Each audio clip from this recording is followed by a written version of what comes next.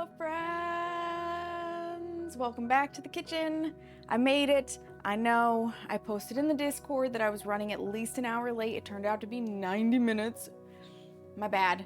I hit one of those spells where I was like, I cannot physically cram everything I want to do into today unless I do it before I bake. So in order to get those items in, I pushed stream back a little bit. I am working more on the sleeping thing. If I could have woken up like an hour earlier, I probably wouldn't have had to move stream at all. But 9 a.m. is still better than 11 a.m. I'm getting my sleep in order, slowly but surely. Congratulations to Seamus for actually being the official first this time. Carrie is the official second, and Hemi is the official third. Well done, you guys, and good luck, Hazard. I'm very excited to see your bakes. They sound delicious and wonderful. I think they will come out fantastic, and I feel you on the sweet tooth because I also have a massive sweet tooth, which is why we bake. And why when my cookie jar gets empty, I must fill it because it's so necessary to me. It's so necessary. Like, I can't go a day without having something mildly sweet to put in my mouth. But I am getting better. I've been doing less refined sugars, and I've been trying to be more mindful of eating like a cup of pears that's just in their own fruit juice instead of, you know, thick, heavy syrup, or a banana, or maybe a yogurt that's got some fruit in it. Things like that, things that are still sweet. They're definitely not on the savory scale, but they're also not refined carbs and refined sugars and high fructose corn syrup and, you know, the candy corn that you can't see sitting next to me in this jar because Halloween candy was indeed 50% off yesterday, and I did indeed make it to the grocery store in time to get some final candy corn, a little bit of caramels, and a bag of Kit Kats because I had to. Dova, hello, you're streaking. Let's go for the streak. Welcome in. Hi, Carrie. I have made a small pile of stuff in the craft room. Really should be working on more stuff. Oh boy, Carrie. When is your show that you're doing? When is that? What's your deadline looking at? How are you guys? Husband ran to the store earlier. You're tempted to go for stuff? Oh, yeah. Yeah, it's dangerous. It's dangerous, isn't it? I head up Friday and it's Saturday 9 to 3. Oh, that's gonna be fun though, Carrie. Like, have a blast with it. Bring what you can. Don't stress it. You're doing great. Because I always feel like I'm not bringing enough, and then I never sell out when I go to these things. And I'm like, well, shit. I put all of this work and effort in and stressed myself out and overdid it, and for what? I make homemade cottage cheese with blueberries of just blueberries, store-bought blueberries, and cottage cheese in a bowl, and poof, there's blueberry. That works. I tried cottage cheese again because I loved it as a kid. I absolutely adored cottage cheese as a kid.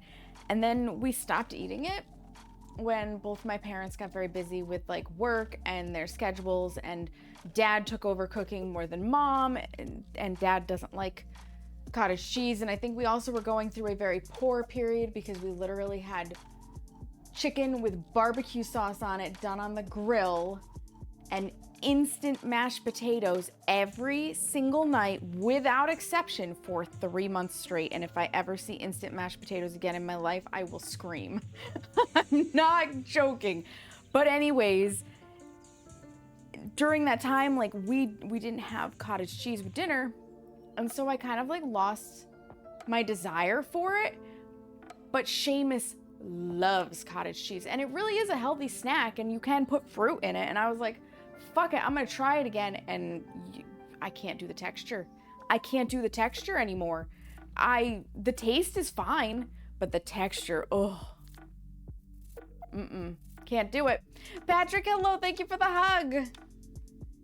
I mostly am trying to help fill the table. Grandma and cousin have more stuff. Oh, that's fair, Carrie. I'm there for carrying stuff and helping with the, you know what?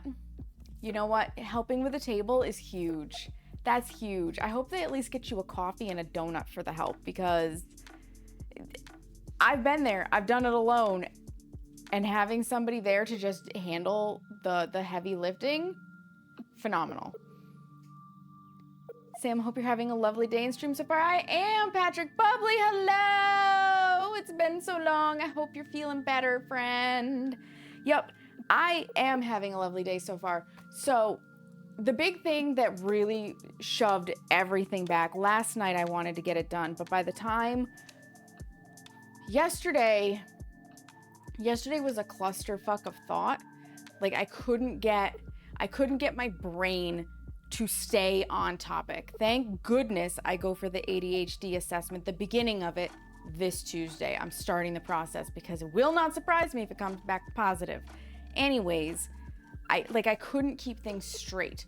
So I would sit down at my computer and I'd be like, oh, I've got to pay the rent for my office space. And I would literally open up Google Chrome to do the web app of Venmo to do this. And as soon as Google Chrome opened, I would be like, I don't remember what I need to do. Oh, right, I need to put the payments in for my student loans. And I would open up the student loan site. I would get through 2 payments and then I'd be like, shoot, I needed to do this. And I would like put the rest of the payments in and then be like, what did I need to do? Holy crap. And then I would find something else that I needed to do. Like I was just spinning my wheels. I was not efficient. It was a day. It was an absolute day. So things just did not flow smoothly. So by the time I actually got everything done, and the big tasks of yesterday were grocery shopping, my walk, and a shower. And you might think showering's not that big of a deal, but it is for me as somebody who since childhood has like, I don't want to be dirty and I don't allow myself to be dirty, but for some reason in my mind, taking a shower is a waste of time. Like I hate taking the time to take a shower. I don't understand it. I've never understood it. And to take the 20 minutes it takes to go take a shower, I'm like, oh, I'm wasting so much time getting in the water, but I'll swim all day long. So it's not an aversion to water either. Like it's fucking bizarre.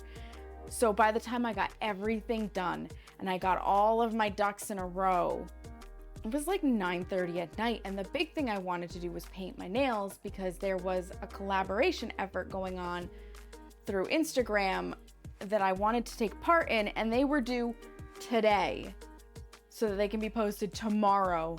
And I like 9:30 at night is too late to start painting my nails, especially when Seamus has already gone to bed because he wasn't feeling good. And I didn't want to have to turn on all the bright lights and stuff so that I could see what I was doing since my work area is in the bedroom. So I postponed it to this morning and I did my nails and they look super cute. It took me like 3 hours and then I got the rest of the stuff done that I wanted to do. I know my role is the family pack mule. My name is Carrie. Oh my God, Carrie, that's hilarious. Is the lifespan of timeline after eating it the first time that made it not a, that's probably it, Hazard. Probably. It's been a rough couple of days, but you're doing better. I'm glad to hear that, Bubbly. I am. And yes, your older sister did convince you of that when you were about 9. Carrie, that's so funny. Could it be a feeling of there's just not enough? Oh my God, there's definitely not enough time in the day, Patrick. There's absolutely not enough time in the day. So yeah, I spent this morning flying through my nails, doing water marbling, which I haven't done in literally 10 years. And I realized that that is a skill you can get rusty at. So I need more practice. There may be a water marbling nail art in our future on stream so that you can just watch me flounder this. But I got it all done. Vin, hello, welcome in, teammate. How are you? How is it going? So, yep, that set me back. And then I absolutely, because I am on the trail of make healthier decisions, make the habits stick, I went out for that walk before I'm baking cookies. It is heading into winter. The days are getting shorter. I don't have as much daylight outside to bake and then walk. My daylight is prior to starting to bake because in about 2 hours, it's gonna be dark out. And it is gonna take us at least 2 hours to make these cookies because I think I'm making a double batch. The nails are cute though. Thank you, Patrick. Imagine making good decisions. Right, Vin? right? It must be a cold day in hell because I'm trying it. But I have to say, I really think, so one of the things that happened in early October when I went to see the doctor for my physical, blood work has to be done. And in the blood work, they realized that my thyroid levels were starting to go into the no-no range. So I'm gonna say they were getting too high. That means nothing to anybody who does not deal with thyroid issues. It's the no-no range. There's a good range, and I was above the good range, which is what is a hypothyroid. So we adjusted my meds. And when you have a hypothyroid and pair it with Hashimoto's, which is the cause of mine, you can have fatigue, brain fog, lethargy, just like a whole slew of can't get out of your own way-itis. My meds got adjusted. I picked them up within a week of that. I've been on the adjusted meds now for about a month, and I feel perkier. So I will not be surprised if part of my issue leading up to this was just that my thyroid levels were not in the good zone and I was struggle bussing, right? It's a mood, Vin. It's a super mood. Screw good decisions. Yeah, you made a real bad one recently, Seamus, unknowingly. I don't think you should be saying that with the consequences you dealt with. Seamus, he made a boo-boo with forgetting to take a medication and then restarting it at full dose, where one of the side effects is nausea/vomiting, and he experienced it full force. I feel so bad for him, and oh my god, the worst part of it is he went out to the store earlier that day and he picked up Manwich to make sloppy joes, the old sloppy joes that I remember, but he got the good hard rolls instead of just hamburger buns, right? And he realized when we were eating these that he had never had Manwich sloppy joes before. So he's experiencing a very nostalgic childhood meal for me. And then he saw it again and again and again as he re-emptied it back out of his stomach. So I don't think we're having sloppy joes again for at least a year, not together, because I don't think he's gonna want to look at it for at least a year. It's kind of like that one night where you go out and you just binge drink, and whatever it is, the alcohol that you had that put you over the top that night, that you are hugging the porcelain god for dear life over for the next however many hours that you can't look at. That's gonna be Seamus with sloppy joes. It was a big oopsies. It was. So I think Seamus should try to make, knowingly good decisions at least for a week. At least for a week. Oh my god, it has been a weekend in this apartment, but I feel like it's been a good weekend. I'm feeling good about things, and I think I've earned these cookies. These delicious cookies, which are coming out of Baking Yesteryear. We did the cream spice cake from this 2 weeks ago. 2 weeks ago? 2 weeks ago. I had to think about that for a moment. Yeah, so not last weekend, but the weekend before. And originally for this weekend, when I was feeling slightly more ambitious and maybe a little too tired to be thinking straight, I thought I would be making a recipe I had made with my bestie before for apple pie cookies, which are divine. And then I looked at the recipe again, and I was reminded of the fact that you spend 3 hours to make a dozen cookies. At least that's how it was for us when we made them originally. And I was like, I don't know if I want to spend 3 hours for a dozen cookies. So I pulled up Monster Cookies. So these cookies are actually naturally, provided you are careful, gluten-free, which I think is amazing. They are from, what year did he put them under? I think 1980. Yeah, Monster Cookies are from the 1980s, which not that long ago. Not that long ago. I'm here for it. Is it 13 dozen for a baker's dozen, or is it 12? It is 13 for a baker's dozen. So for Monster Cookies, you will need 1/2 cup or 115 grams of butter softened, which Mine is working on it. 1 cup or 270 grams of peanut butter. 1.5 cups or 300 grams of granulated sugar. 1 cup or 220 grams of packed light brown sugar. 3 large eggs. 2 teaspoons of vanilla extract. 2 teaspoons of baking soda. 4.5 cups or 400 grams of rolled oats. 1 cup or 170 grams of semi-sweet chocolate chips. 1 cup or 210 grams of M&M chocolate candies. And 1 cup or 130 grams of chopped salted peanuts or pecans. Now, caveat, I don't like nuts in my desserts. I think this is the billionth time I've said it, but I just don't. So there will be no peanuts and no pecans in my monster cookies. Instead, I'm going to do pretzels because the peanuts or the pecans are the salty, crunchy part of this, which is part of the joy of these cookies, is you're combining salty and sweet. So in lieu of peanuts, I'm using pretzels. Therefore, I don't know how many grams it'll actually be, but I'm gonna use a cup of them. Thank you for the lurk, I appreciate it. I remember making a cookie of this name in middle school home ec. Oh my goodness, Carrie, I'm not surprised. So yeah, that's gonna be the only change I personally am making. I think that's the beauty of recipes like this. When it comes to the additive ingredients, not the stuff that's sticking it together, you can be pretty flexible. I mean, you could, if you wanted it to just be a straight sweet cookie, omit them. But I think the joy is in the salty and the sweet.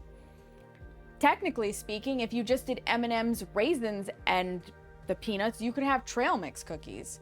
Like, they're versatile. Pretzels are a great choice for a substitute, right, Patrick?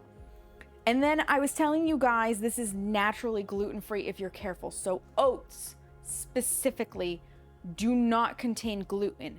However, caveat, oats sometimes, kind of oftentimes, are processed in a facility that does also process wheat. Therefore, cross-contamination is possible. But if you're careful, if you're picky, you can find oats that shouldn't have cross-contamination, and therefore you can just make this recipe with 0 modifications for gluten-free. I think that's pretty spiffy because too many times for gluten-free, you have to do the whole 1-to-1 ratio flours, or you're substituting with some other kind of flour plus additives to make up for things, and it's gonna have to, you know, you're doing the math with the xanthan gum and stuff, and it's a whole ordeal. And then what you get out of it is something that, because it didn't have glutinous flour, has like a grainy texture, or it might have a weird chew to it, things like that. Maybe the recipe doesn't behave as you expected. So when things can be made that you don't actually have to do substitutions, that's top. It's top notch. Although I might be too busy eating the pretzels and they may not make it actually into the cookies. You know what, Patrick? I had to specifically tell Seamus, because he loves pretzels, that these pretzels were for the cookies. And I specifically picked these ones because they are really small. So they're gonna be much easier to break up to get into cookies versus like giant pretzel sticks, or the really big ones, or the like square latticey ones. I don't know. There's so many shapes that pretzels take, which is interesting, but when it comes to cookies, the smaller and more fragile, the better. So I can get them in there. So for the first step, they do talk about preheating the oven. I'll do that at the end because my oven doesn't take long to come up to temperature.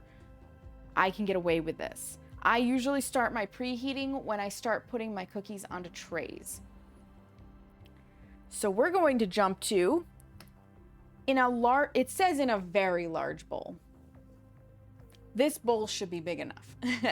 In a very large bowl, cream together the butter, peanut butter, sugar, and brown sugar until light and fluffy.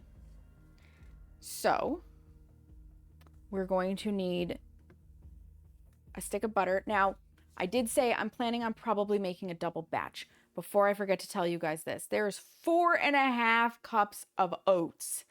I know that this mixer tops out around 6 cups of flour. I am not going to push it by trying to do the double batch all at once. So I am going to make a batch, pour it into a bowl, and then make the second batch, top it off on that bowl, and then we'll get to baking the cookies. That's what I'm planning on because I think it will work better for the load on my mixer. So, half a cup of butter, AKA 1 stick. Here in the States, oh, and you know what I forgot to do? I forgot to pull out my garbage can. That's kind of handy. There we go, mo better. Problem solved. I'm nothing if not a problem solver. I'm gonna need this guy and I'm gonna need this guy. So I'll pull those out. I'm going to get the peanut butter in right away. And then I will let the peanut butter and the butter get whipped a bit before I add the sugar, because that way it's spread out before I put in the dry wet ingredient, since sugar is counted as a wet. Okay, so when it comes to that, sounds like Seamus and you are on the same page. Probably, Patrick. Pretzels are my yeah, he does enjoy a pretzel or 12. My whittle spatula. And I need my 1 cup measure. Might as well just pull all of these out because I will need them in some capacity.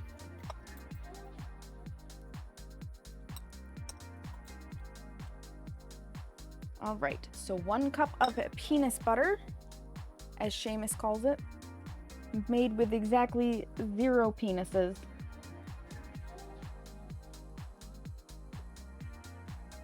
Unless there's something I am unaware of about how peanut butter is actually made.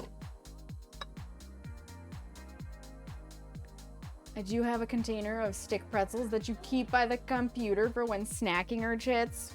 I mean, they're kind of great for that. I'm not gonna lie. I'm not a huge pretzel fan. They're just not my snack of choice because I want sweet snacks and they're more of a savory snack. But I will admit, the beauty of pretzels is that they're very shelf stable. So they don't easily get stale. They don't get moldy, really. They just sit and exist, which makes it very easy to have them as a sit and wait snack. Sit and wait for when you want them, is what I mean. No penises were harmed in the making of these cookies. That's right, Bubbly. You do that with pretzel rods. Yeah, I figure it's better than chocolate and then you get thirsty and drink more water. You know, that's not a bad side effect, Carrie. Having a salty snack that makes you drink more water, so long as you can afford the salt in your diet, is actually a pretty good idea. Because, you know, obviously there are some people out there who have blood pressure or heart things and whatnot that can't afford that level of salt, but when you can, it works out. Okay, I have emptied out this particular jar of peanut butter, so it can go over here for its eventual washing for the residue before it goes in the recycle bin. Gotta open the new one, which is like, it's easier than it has been. Since I started occupational therapy, I can actually get my hand wide now, but I still can't really push in here. So I grip it with this part of my hand and it's an awkward motion. Let me tell you what, it is awkward. And these never open cleanly, ever.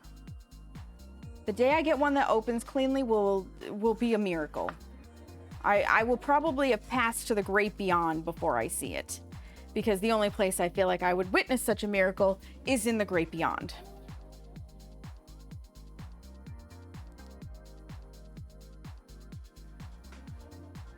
Or, you know, back in the days where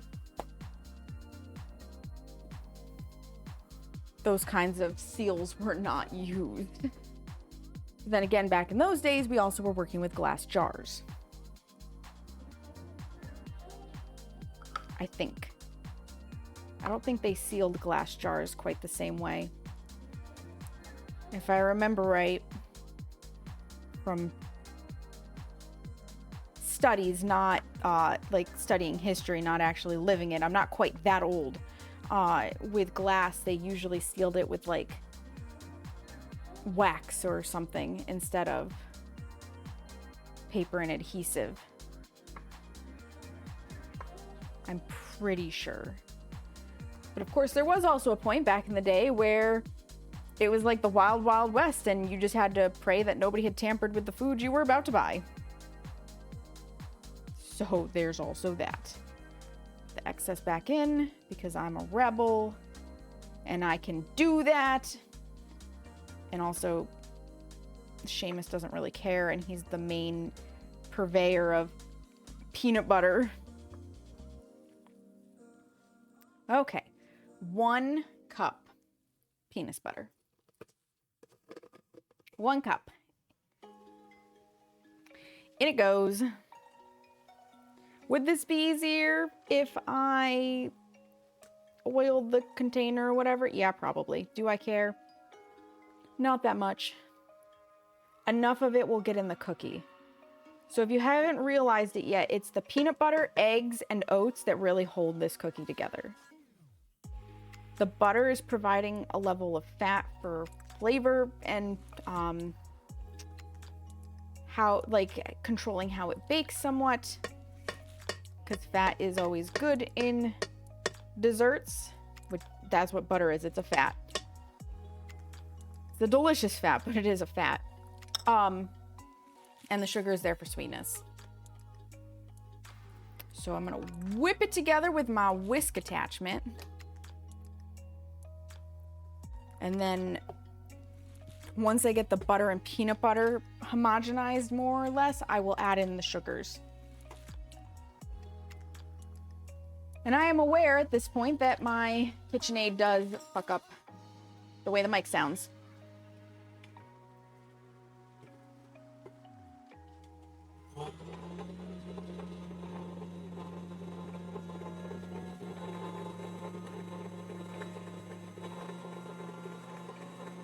Okay, that'll do. Is it perfect? No. Like, you can see. I have a clump of butter that didn't mix, and then you can probably see from there there's clumps in the peanut butter. That's fine. This was not a make it perfect mix. This is a get it dispersed mix. Now we're gonna add the sugar. So we need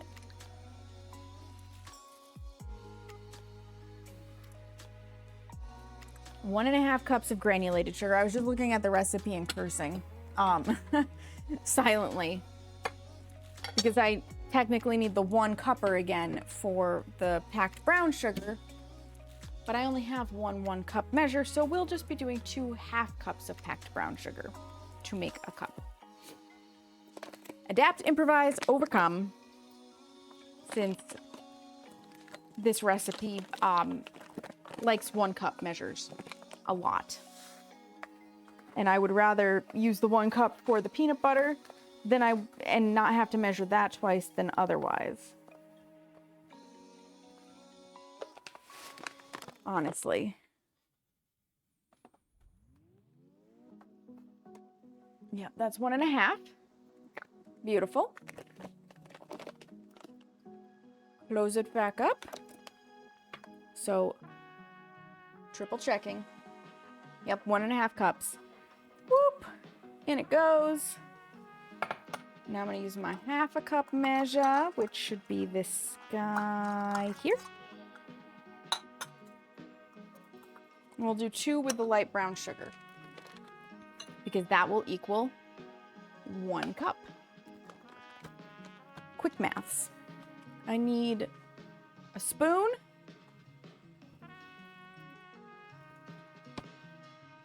And I need scissors. Get into the bag of light brown sugar. Slice that bad boy open. Yeah. I'm really looking forward to these. I've never had monster cookies before, specifically, but I have had garbage cookies, which I think are very similar. Garbage cookies are often in more of like a chocolate chip cookies style cookie base, and then add in like potato chips and pretzels and whatever the fuck else you think would go well with that kind of a cookie. I do want to make garbage cookies at some point. I may just develop my own version. I haven't decided yet.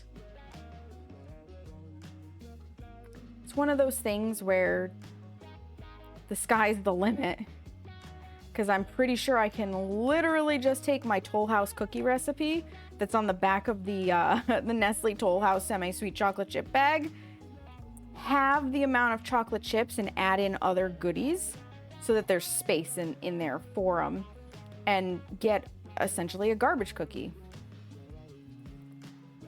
I'm pretty sure I could do it that way. Okay, there's half a cup. So there's 1/2 of what we need. Oh, on a cooking show this morning, they made brownie cookies. See, I bet that's yummy. I saw in a search for the apple pie cookie recipe in the extra links on a blog, I saw brownie cookies, and I was like, how fascinating. How fascinating.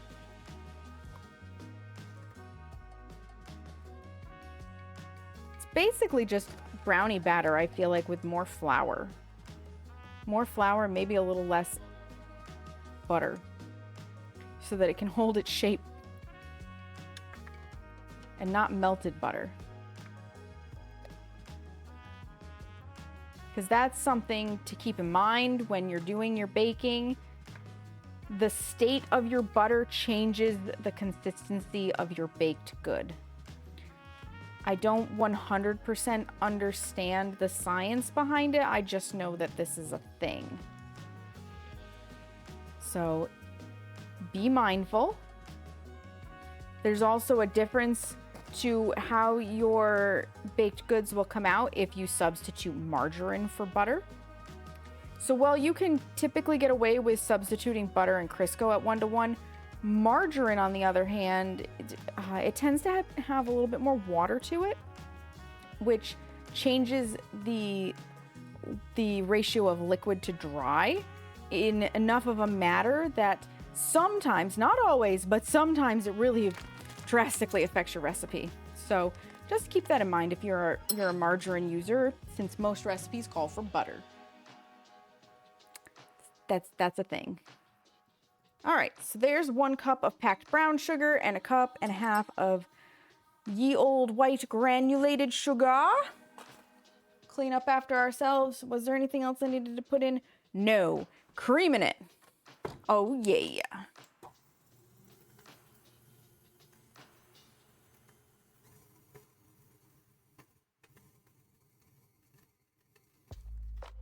I can see this one little chunk that's just not dropping down in.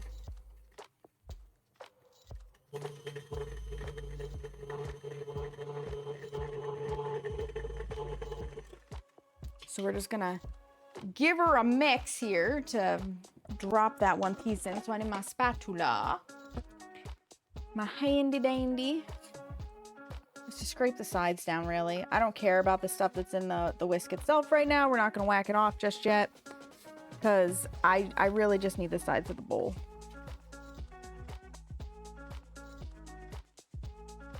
Oh my goodness, my aunt reached out to me today. I guess she loves QVC, and I guess on there today was a KitchenAid, a big one. But instead of being what I would call a stand mixer like this is, it's one where, and I'm talking about how the bowl sits in this case. So this would be what I call a stand mixer. It was a lift mixer, so the bowl actually floats, and it's got the horseshoe of arms that comes out and the 2 pins. And while it was technically a really good deal, I was like, because I'm like, I don't think it's practical for the kind of work that I do, honestly.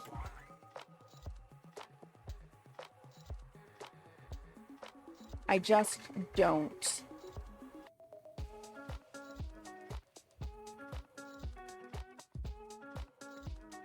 Let that go for a minute. I'm gonna try to step away so that hopefully my voice isn't doing weird shit. Yeah, no, those ones, so this part doesn't flip back, which means it's always there, which means it's kind of always in the way, even though you get a bigger gap between it and the bowl. I was just like, I don't see being able to easily scoop cookies out of it. I struggle to snap it into place. Even though it's bigger, even though they can be really good powerhouses, I don't think it's the right mixer for me. So I told her, thanks, but no thanks.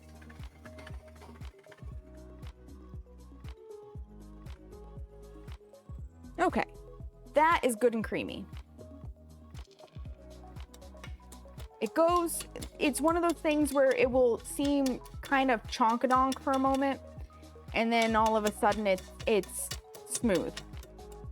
You just got to give it a second to get there, and then you whack it off. Whack that thing. Oh yeah. Swoop. Thought that was going to stand on its own for a minute. I was wrong. So there it is, all whipped up. I looked it up and sent myself the recipe from the show's site. Might have to try sometime. Absolutely, Carrie, you should. No reason not to. And then when you do, post the pictures in the Discord. Like, we all want to see the delicious baked yummies. Scrape down to sides. Get it all nice and together. Yeah, this is not a hard recipe to put together at all. So chew this at one at a time. It doesn't specifically say, like it does, but it doesn't. We're gonna add the eggs. I'll read it directly as it is written for you guys. It says, add in the eggs, beating well after each addition. So when it says after each addition, it usually means one at a time. I'm just gonna put them all in there. Jazz, hello! I have the munchies and no delicious cookies to go with the munchies. No! A tragedy. That's a tragedy. Dova, I saw a Korean vlogger I follow make a super chewy type of cookie involving melting marshmallows in a pan in butter and blending with other things I don't recall now, but it looked good. Oh, that does sound good, Dova. Marshmallows contain a lot of gelatin. My eggs are just behind me on the table because I ran out of space. I need 3 eggs. If you are a psycho like me, and you don't have farm fresh where you have to worry about the rooster having potentially been involved, you'll just crack them right in the bowl. If you're not a rebel or you're worried about shells, or you have farm fresh where the rooster may have gotten involved, you will crack them into a separate bowl. When the rooster gets involved, you usually end up with blood spots and perhaps other undesirables that you couldn't spot while candling. So you got to be mindful of that, and that's why you crack them separately. And if you're just worried about that little bit of extra calcium, should you drop a tiny piece of shell in there, you'll also crack them separately. I'm not worried about a little extra calcium in my cookies. It's very tragic, but you're waiting for spaghetti. Ooh. Spaghetti is delicious. Well worth the wait. Are you making this spaghetti yourself, Jazz? Or is... Oh my God, this one doesn't want to break. Or is somebody making it for you? Because let me tell you what, it's delicious no matter how you get it, but when somebody else makes it for you, it's like extra yummy. It's like extra yummy. Okay. We can put this back on and whip those eggs in. Oh yeah.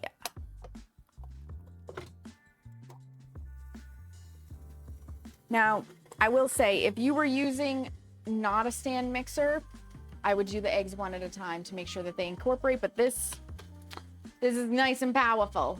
Mom's homemade spaghetti sauce that she made a big, ooh, yes, homemade spaghetti sauce is the best. All right. We're well incorporated. It like smooths it out gloriously. Honestly. I was just thinking, not gonna lie, that I was due to make spaghetti sauce. Nice and whacked off. I love making pasta sauce. It is one of my true joys in life because I am a snob for good pasta sauce. I really love making the sauce though, not for the sauce itself, but for the meatballs. Because, no lie, meatballs are the entire reason why I could never fully become a vegetarian. I don't really like the taste of meat. Most meat I'm just like meh about. But I adored my grandmother's meatballs. And she was full-blooded Italian. I think it was her grandparents were off the boat. Like, they are the ones who immigrated to the United States from Italy. And my word, could this woman make pasta sauce and meatballs. And I learned from her how to make pasta sauce and meatballs. You can't fool me with your frozen bullshit at a restaurant anymore. They say that they are homemade or handmade meatballs, maybe a week ago, and put in the freezer and not simmered in the sauce for 24 hours so they can soak up all of that saucy goodness. So when you split it open, it's red inside from the tomatoes. It's so freaking good. Sorry, I'm very passionate about those meatballs. Just can't help myself. Can't help myself. All right, from here, we're gonna be in the vanilla and the baking soda. I need 2 teaspoons of both, because of course I do. We're gonna start with the baking soda, and then we'll do the vanilla. Dry, then wet, and then clean, so that we can make batch number 2 of dry, then wet. Right, Dova? Oh my God. Good memories. I think the only time those memories became bad is when my grandmother slowly lost her sense of smell. And she didn't realize how much garlic she was putting in the sauce and the meatballs anymore. And as somebody who can't have a lot of garlic, and you could, I'm not kidding, I'm not exaggerating, you could smell the garlic when you got out of your car in the driveway. It was a death trap for my guts. Bless her, she tried. 2 teaspoons. 1. But alas, it came to a point where it was like, thank you for offering your sauce and meatballs, Grandma, but I already ate. Yeah, special times. May she rest in peace. Oh, pure vanilla smells so good.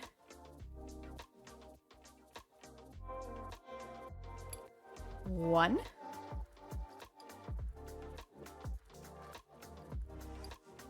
2.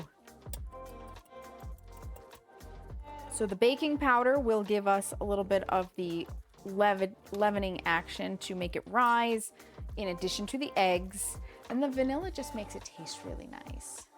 I have some very decent plant-based meatballs in your freezer, but I cannot stand the idea of buying bottles of condiments that you barely use, so they do end up dry if you don't add them to other things, like a bowl of rice with olive oil. Yeah, that's fair, Dova. That's fair. I can't do most of the plant-based alternatives because of the garlic issue and a mushroom issue. A lot of them contain one or both of those ingredients, and it doesn't work for me. Mix it in.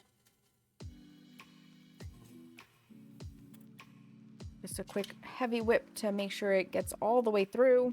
Whack it off. Yeah. I did look into meat alternatives at one point because I don't like the flavor necessarily, so I wanted something that maybe would have a better texture and flavor profile, but all of them contained at least one ingredient that I can't eat, so I just gave up. Have a glorious texture that works, but yeah, not gonna work. Yeah, and I'm allergic to mushrooms, so. Hello, Unwanted Truth. Welcome in. How are you? Give it a scrape. We're gonna start adding in the delicious parts.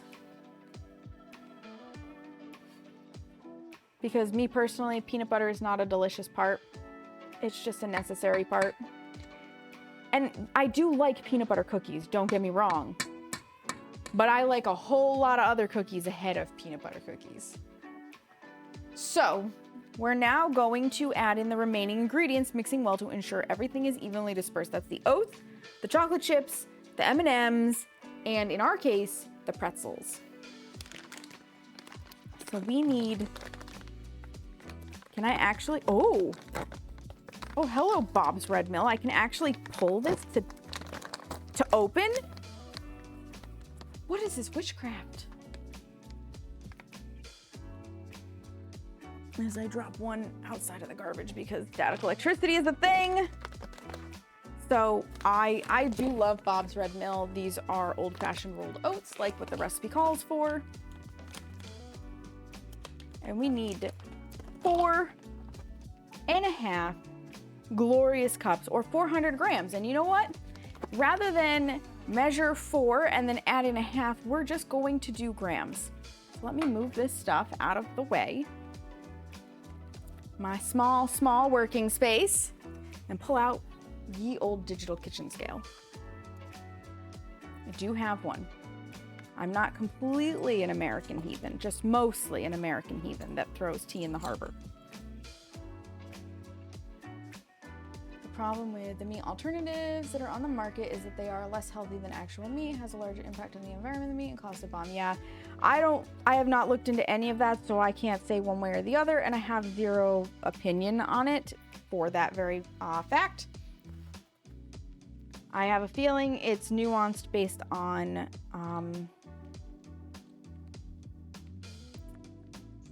manufacturer, just like most things. Okay. I want my big measuring cup, because this is a 4-cup measure, but it has extra space so it can get the extra half a cup, no problem. If you would kindly actually, thank you. Let's go 400 grams. The nice thing is, because it is a 4-cup measure, I know when I get to the 4-cup line to start looking for that 400.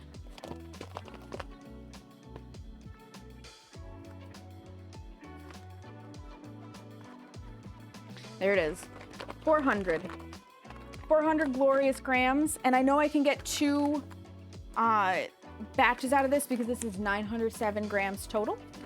So I only need 800 of that. And that is a lot of oats. That is a lot of oats. I do have golden syrup. I do. One of my kind friends that I met through Twitch lives in Australia and mailed me CSR's golden syrup, and it is glorious. Hi, Ash Kapow. Welcome in. How are you, Bean? Thank you for the lurk. I appreciate it. Okay. Just gonna even that out a little bit. So we've got our oats. Now we need the really good stuff. The naughty things. Just gonna seal this because that's the smart thing to do.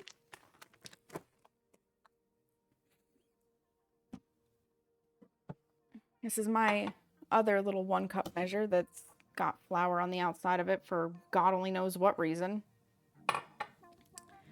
We'll start with ye old M&Ms. Yeah, see, this has a pull tab. It does not pull.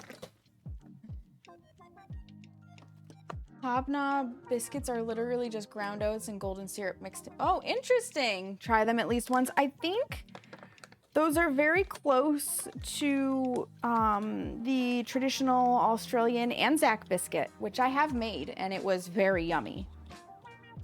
It was very, very yummy. I just like golden syrup. Y'all have been holding out on us.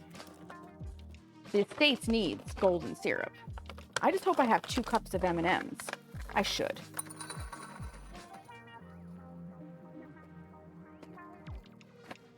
Okay, there's 1 cup.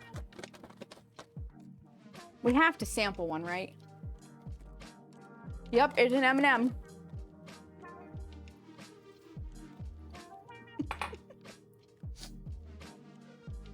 All right, close it. I'm glad I got the family size package. Holy crap. It's 510 grams. I need 420, so yeah, I'll use most of it. Set those back over here again. Let's pop open the chocolate chips, which I may or may not have bought a really big bag so that I could potentially make chocolate chip cookies next weekend or something. You know, for myself, if these are already eaten up.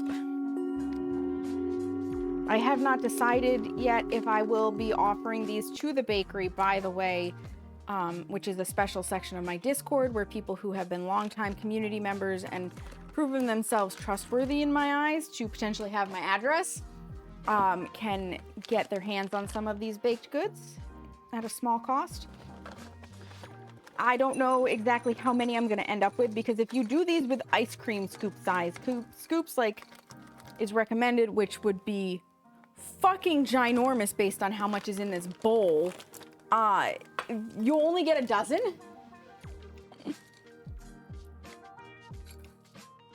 And I would want to eat all 1 dozen of those cookies. We've been trying to get it into the States for friends, but we like that nasty corn syrup. A lot of people do like corn syrup, and it's relatively inexpensive to manufacture because we don't have. I know golden syrup is made with cane sugar that's cooked down basically. So it's similar to molasses for us, I think would be the closest thing derivative wise. And we just don't have as much access to cane sugar to make it because we're not really that tropical. Okay, we got the oats, the chocolate chips, the chocolate candies. We need pretzels.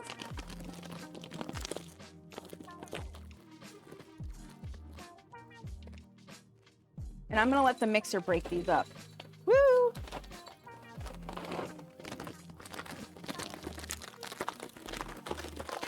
I'm gonna let the mixer do the job. I think that's smart of me.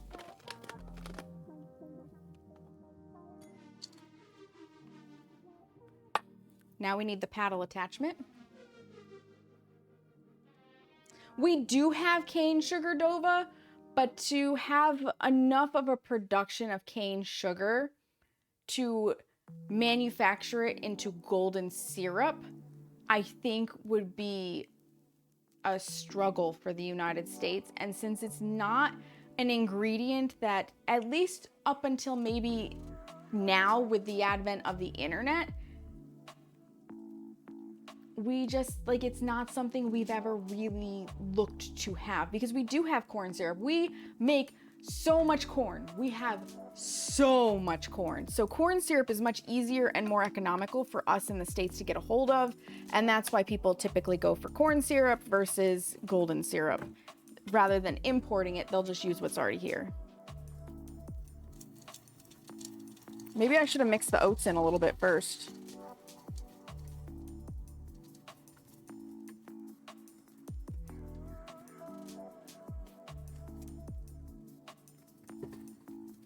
This is certainly going to take a little bit to get all mixed. It's about as tropical here as the freezer. That's true. But you have a land route to Africa and India. We have a narrow space into Mexico.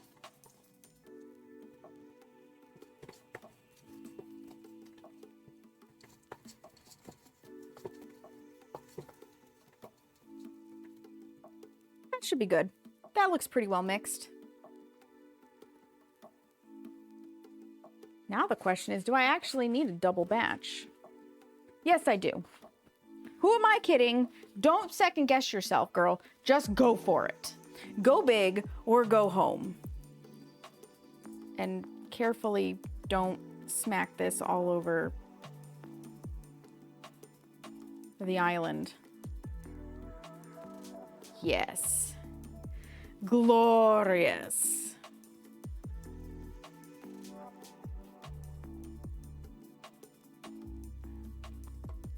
Yeah, I also don't think England is the corn powerhouse that the United States is. Like when I say we are a powerhouse of corn, we are a powerhouse of corn.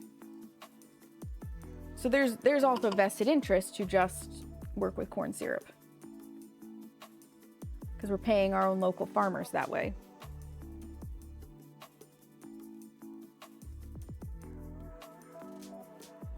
Scrape it off. This is not a whackable one, really.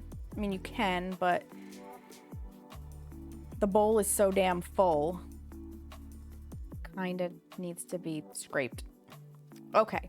Glorious. I need a bowl to put it in. We do have Florida Man. That is not a lie. Florida Man is very entertaining. I need a bowl. I need a bowl. I need a bowl. I need a bowl. Got a bowl. A big old bowl. Okay. Come on. There we go. Trying to get as least messy as possible. Because the bowl is very full. As expected. Thank you for the lurk, Dova. I appreciate it. And makes things interesting. Okay. There it is, by the way. There it goes. Thunk. Most of it poured out. It makes my life a little easier since I can't balance on that thumb as easily as I'd like. I'll scrape the rest. And then if you think we're washing this bowl before I make the next batch in it, you would be mistaken.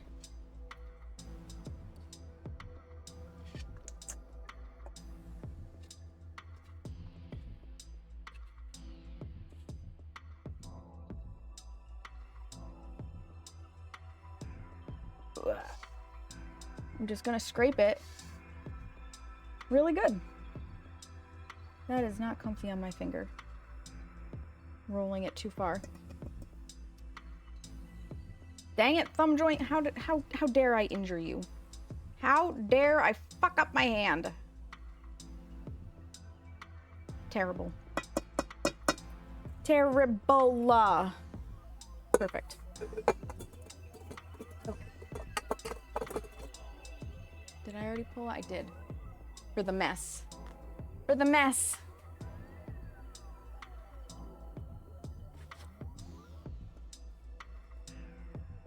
Gonna kind of push it down a little bit more. It's interesting because the pretzels kind of blend in. I don't see them as readily as, you know, the bright, colorful M&Ms, but they are there. Like I can spot them if I look. Gonna be so freaking good.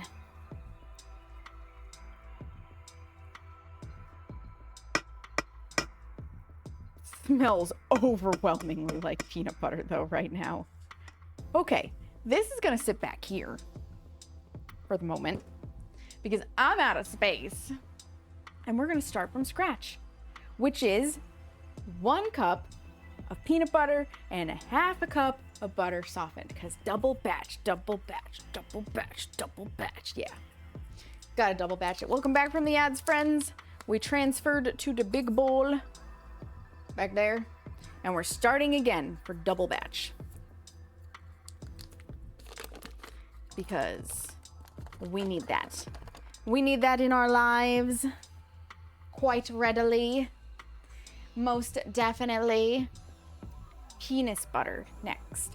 And the beautiful thing is, as we work on the double batch, this being part 2, things that we use now can be put away, which clears my space. And I do appreciate that because I don't have a lot of it. And I have the hiccups. Why do I have the hiccups, you might ask? I don't know. I just have the hiccups. It's a thing. Trademark.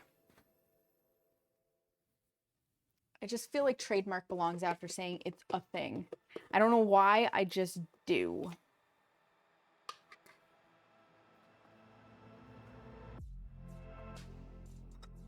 I just do. All right. Get one big ol' cup-a-rooney of the penis butter, which again, no penises were harmed in the making of this. In fact, it contains exactly 0 penis. I just can't not say it ever since Seamus said it one time. I'm gonna need you to And then it's forever in my head. Seamus's fault. It's Seamus's fault. Hashtag blame Seamus. Like, when in doubt, blame your significant other. Seriously. Can't find your glasses? Blame your significant other. Until they prove that you, in fact, were the one who lost your glasses, or they're on top of your head. In which case, also hashtag blame your significant other and hope that they don't call you out on it.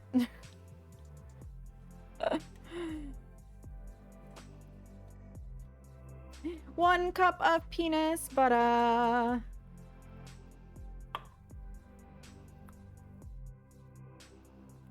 have to work so hard now, you guys. Now that occupational therapy has been very wonderful and eye-opening, and it's also teaching me that I've been doing things wrong my entire life. So I have hypermobile hands, and I like to grip things in a hypermobile way, which is actually incredibly bad for your joints. Shocker. Hydrate, Dova, you got it. Let me just get this peanut butter dealt with. And I'm having to relearn how to grip things. It's wild. Let me get this knocked in here and I'll show you what I mean real quick. Nobody saw that go flying. Totally didn't happen. So when you grip, you're supposed to make a C. And when I grip, I do that if I'm not careful. So I would typically like to grip this like so, where you can see I'm getting this like unnatural bend, and I have to reteach myself to grip more like that to start to form the C. And it's not fun. 36 years of knowledge down the drain. But, you know, better late than never. Hi, Seamus.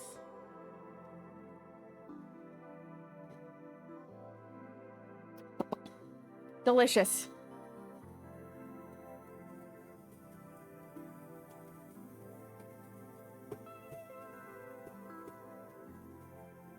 All right, those are knocked together.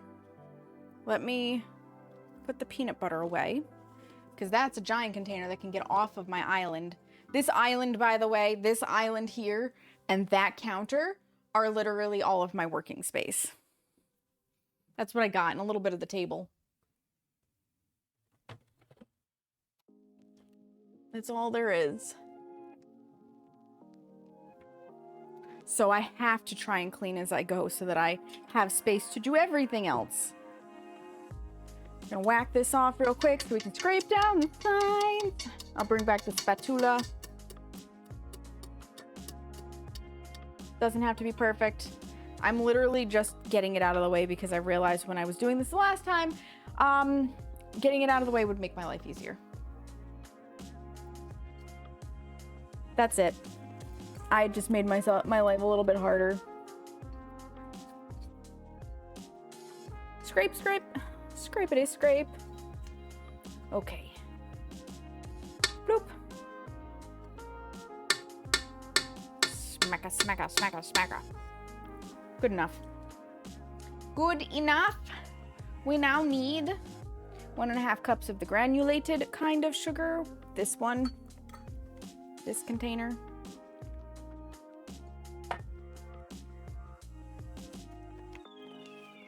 And then this sugar can be put away.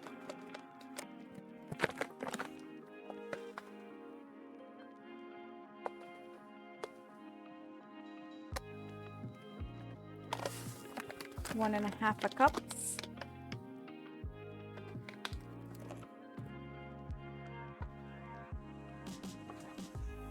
Good enough. I think it's slightly over. It's not going to be the end of the world to be a little bit over. A lot of bit over or a lot of bit under, you'd have a problem, but a little bit in either direction, don't worry about it too much. Then we need the 1/2 cup, well, a 1 cup, but in 2 1/2-cup segments of packed brown sugar, light preferably. The difference between light and brown and dark packing brown sugar is how much molasses is in it, for the record. I think we all who bake learned that lesson a little bit during ye old pandemic times when everybody decided that they were going to start their baking career because boredom. And you couldn't get a lot of the baking ingredients in the supermarket. One of them being brown sugar. So people learned that you could make your own by adding molasses to granulated sugar. And suddenly you had brown sugar. So that was a thing. That was a thing. One. I don't miss those days. Well, I can't say I don't entirely miss them. For the most part, I do not miss those days. I do miss how it slowed things down a little bit. We kind of stopped to smell the roses a little bit more because we had all the time in the world to do so, basically, since we were stuck at home. I do miss that. But aside from that, I don't miss those days. They were dark days, mental health wise, for me, and I don't like visiting that place. That part of my brain I prefer to leave uninhabited, preferably. Not always entirely possible, but that's my preference. All right. 1 cup of packed brown sugar, complete, light brown. I'm just going to roll this. And I already have a dark brown sugar up there that's got a clippy on it, so I'm just going to clip them together.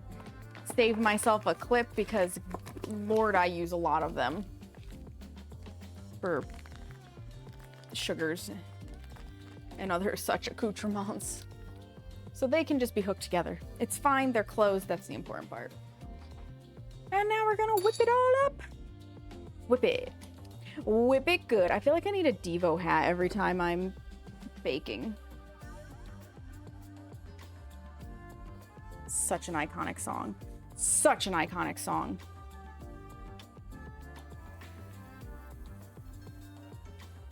This goes over here because we're done with it.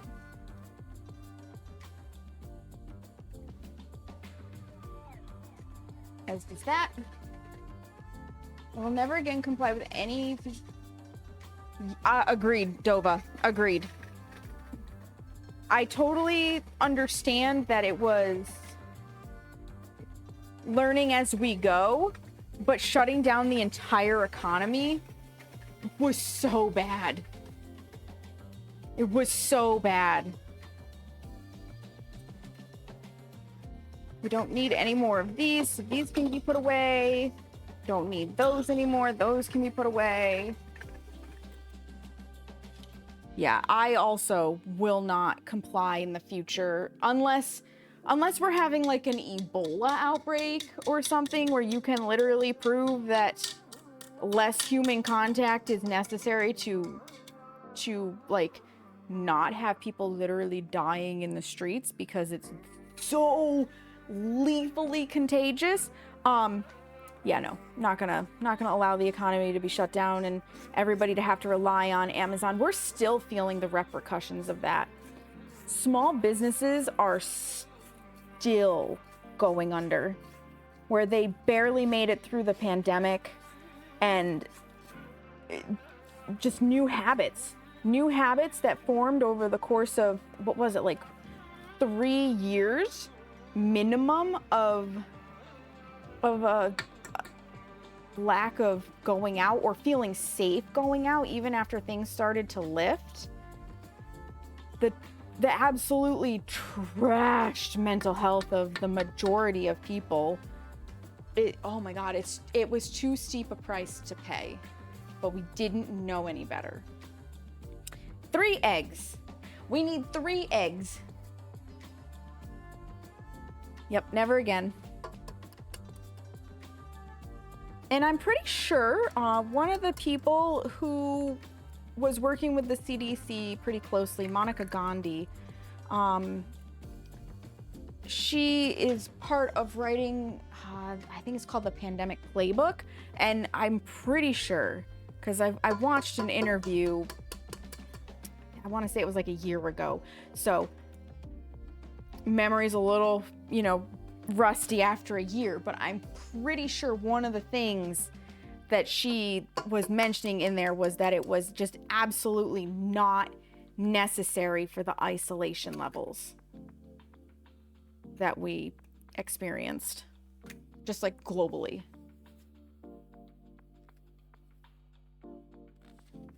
So I'm hoping that we have learned from and will do better should we ever, unfortunately, find ourselves in a similar situation. I hope that I never live to see a situation like this again, but only time will tell. Get those eggs in there. One type of illness over others is likely what... I'm sorry to hear that, Dova, but yeah, I totally understand that.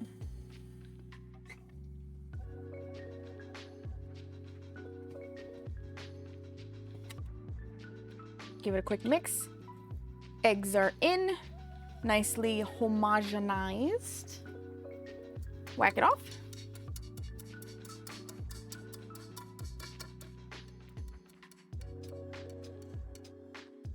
Okay, now we're going to get into this, the vanilla and the baking soda, and I'm gonna go in the opposite order because the teaspoon is already wet. Might as well just keep it wet. Then I'll dry it out, and then we'll get the baking soda. So 2 and 2. 1, 2. I will say though, like, there's always a silver lining to stuff. I don't know that Twitch would have taken off the way that it did if it hadn't been for the pandemic, because obviously everybody being stuck inside, it gave rise to people watching streams and stuff. And if that hadn't happened, we're going into butterfly effects here, friends. If that hadn't happened, I don't know if I ever would have ended up streaming on this platform and meeting all of the wonderful people that I have. So if there's a silver lining, that's one of them. But on the flip side, like, there's probably a parallel universe out there where the pandemic didn't happen or the shutdowns didn't happen, and I met wonderful people at pole dance competitions or something, because that was one of the things that I had to cease with the pandemic, and I just don't know. I will never know. Kept telling him if symptoms were COVID, even though multiple tests came back negative every time, and by the time they discovered it was poisoning from one of his medications, oh my God, that's tragic, Dova. That's tragic. One. That is as tragic, too, as how Cuomo forced elderly people back into nursing homes who were COVID positive because he apparently didn't want them in the hospitals or something. We still don't fully understand that whole situation. Short people problems.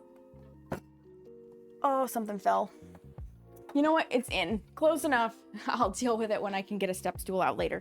And we still, to this date, and we never will know how many people died in those nursing homes because they couldn't stay at the hospital. Yeah. A lot of faux pas. A lot of tragedies. You're still super salty about it? I don't blame you.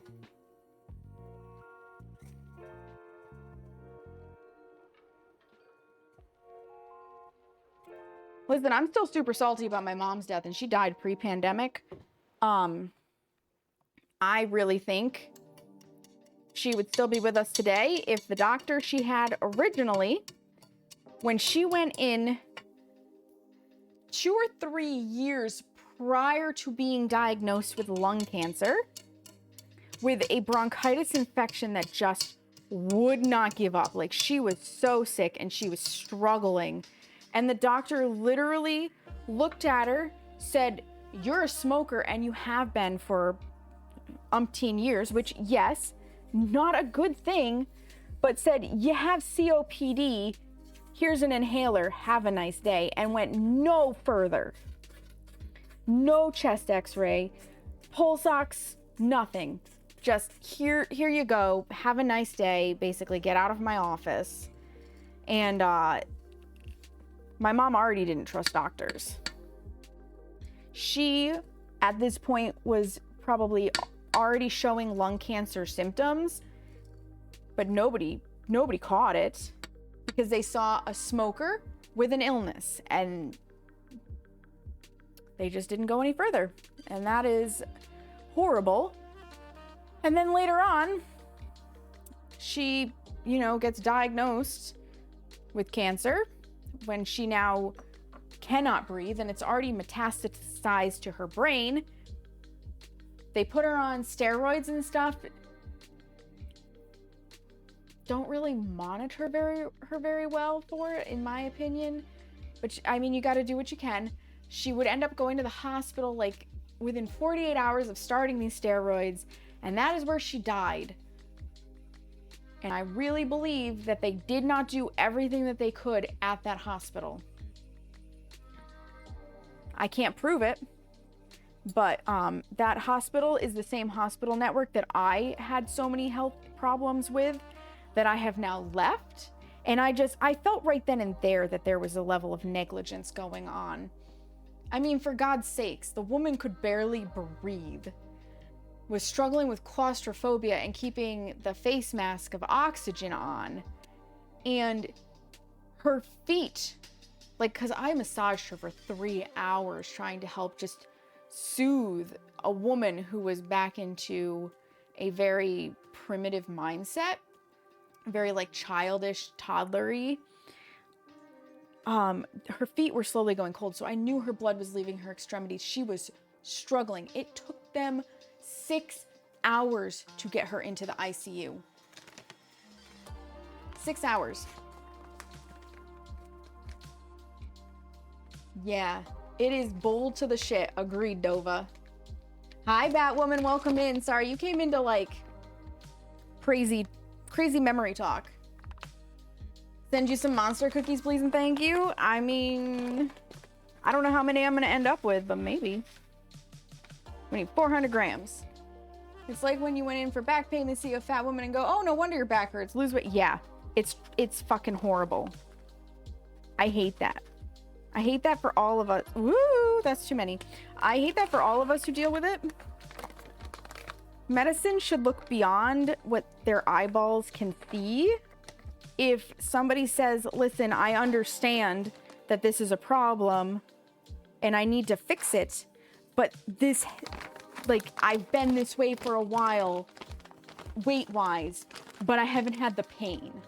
Can we please verify it's not something beyond that?"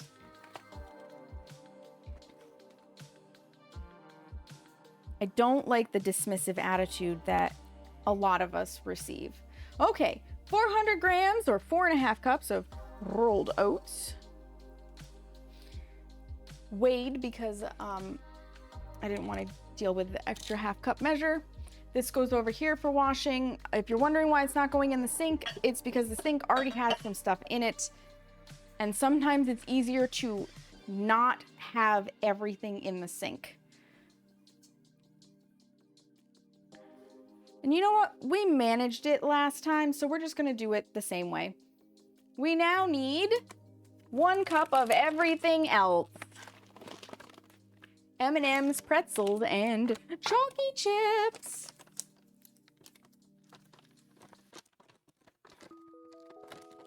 That is one good reseal. And this is the part, especially where if you are off a little bit on your measure, it's not that big of a deal. You want to know why? Because this is just added bonus to the cookies. This is not a scientific ingredient. This is flavor. Ah.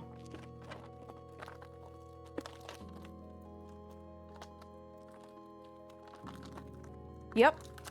Still M&M's.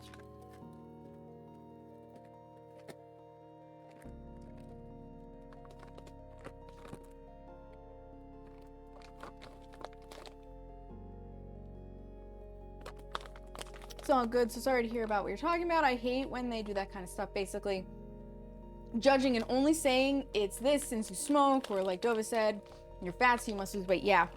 Yep.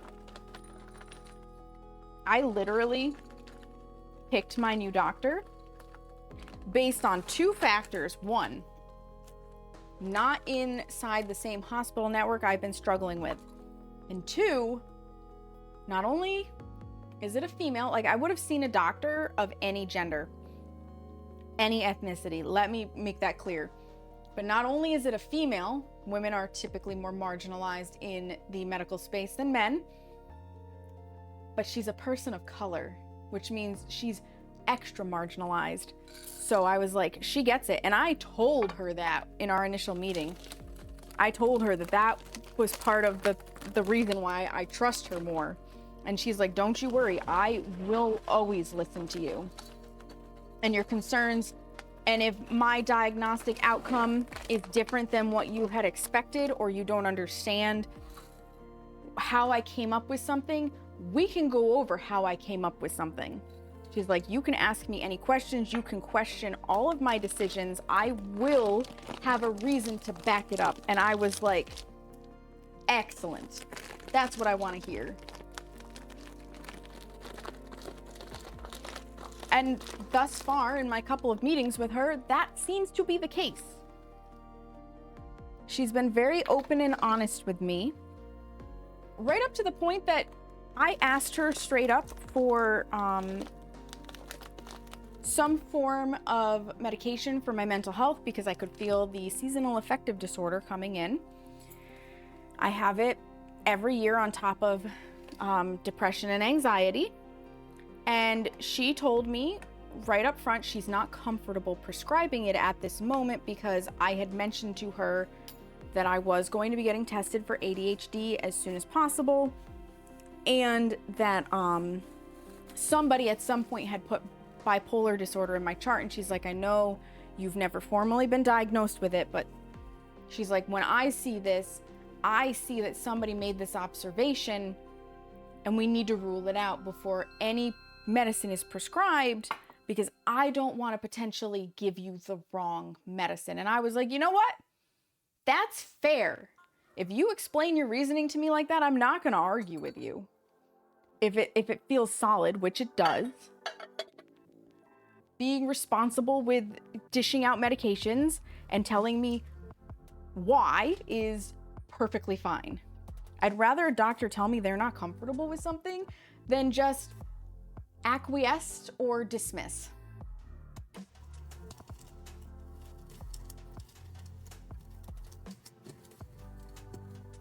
That's how I chose my doctor, is I really make sure they're gonna make me feel comfortable, really listen to me and everything like you.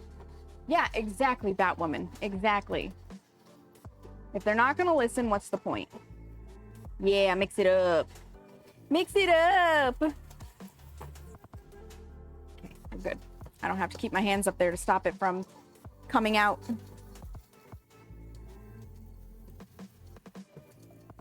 And that should be good. I've got to stop doing that with that thumb. Careful, let it slide, let it slide. Yes. So that it doesn't fall outside of the bowl. There we go. There we go. Yeah, so I feel very, what's the right word? It's not fortunate. Confident. I feel confident with my choice to finally leave the network that I was in. And the only reason I hadn't, it was because of anxiety. Like, this is the wild thing about mental health, right? I didn't like the way I was being treated in this network.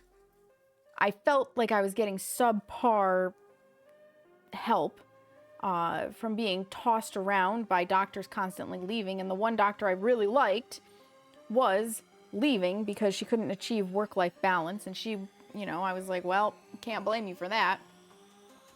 And I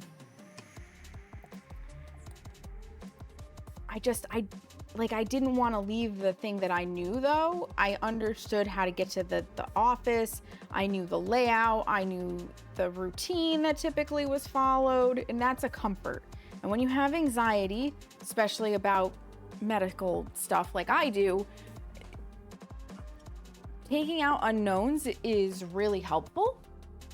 So I was frozen. I was literally having like a fight or flight response about leaving the medical practice that I knew. And then that doctor left, and I gave him a year to find another doctor, and they didn't.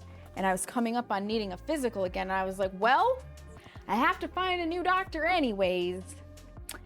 And there's still no doctor at the practice that I go to, so I guess I have to find a new practice, which means go big or go home, and I just completely jumped ship. That's fantastic, Batwoman and Psychic, proud of you both for knowing your needs and pursuing them with informed wisdom and knowledge. Absolutely, Dova. Absolutely. Excuse me. That's the thing. So long as you have enough information, you can pretty much navigate anywhere. And I also told my new doctor the fact that I have some medical knowledge. But I told her, I was like, I know just enough to be dangerous. And she laughed. But it's the truth. That is exactly how much I know. Just enough to be dangerous. I am by no means medically trained to the level of a general practitioner or a specialist. I have some knowledge because I need it to do my job as a massage therapist, which comes as a surprise to some people. But I do have to be mindful of people's health. Like, if you come into me and you put on your medical health intake form that you have fibromyalgia and you've never had a massage before, and even if you have, that immediately dings to me because I have the knowledge of it, that I need to start gentle and we work our way up to deeper stuff if that's what you're interested in. You may not be interested in deeper work, and that's fine too. Or if you've had a massage in the past and you know that deeper work doesn't work for you, we'll never go there. But if you've had a massage in the past and you've been okay with deeper work, that still doesn't mean that my deep work is the same as the person who you saw prior's deep work. Therefore, we're still going to build up to it because it is a phenomenon with fibromyalgia in particular. And other diseases will do this too, but fibro is the one that is very prominent with this, that it reacts strongly to deeper work into the muscles. And the person tends to go one of two ways. They're either perfectly fine and feel great, or you send them into a flare and they're going to hate their lives for a couple of days, and you really don't want to trigger the second one. So you build up to it. It's that kind of medical knowledge that I needed. I needed to know pathology so that I understand when I need to maybe wear gloves and similar to protect myself and the client. Like, there are things there are things. So I know just enough to be dangerous. That's what I tell my doctors. Just enough. Do I not have any more Clippies? You guys, I think I'm out of Clippies. Do I have a rubber band?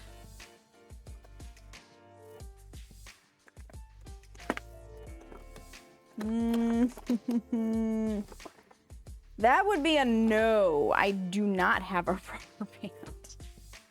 Well, I don't know how I'm closing the chocolate chips. That's the thing. We're just gonna quietly set these over here then until I can figure that out. I'm gonna put the eggs away into the fridge because that's important, and then I will check and see what chat has been saying because obviously I haven't glanced at it in a moment. Please, thank you. The container didn't want to close for the eggs. Oh, while I'm over here, I should have read what the temperature, I think it's 350. I think it's 350. Yes, we're gonna heat to 350. A few years back, I fell super hard and deep into the wellness woo spaces that seems to overlap a lot with the modern homesteading spaces. And wow, you're glad you figured that. Yeah, there's a lot of misinformation or exaggerated information in those spaces. All right, so I'm gonna heat my oven to 350 Fahrenheit, which is 180 Celsius. Bake, start, oven light on so that I know the oven is on. That's my own personal signifier. Yeah, so like, for example, it's very true that peppermint can help calm the stomach. If you've got nausea, it can be like a really good calming factor. It can be a really good tea if you are struggling with vomiting. But peppermint tea is not the same as peppermint essential oil. Please do not drink your essential oils. That's dangerous. They are highly concentrated forms of their organic material, and concentration level matters. So it's not the same as an essential oil, and it's also not the cure-all. So you could potentially do that and calm your nausea and be fine.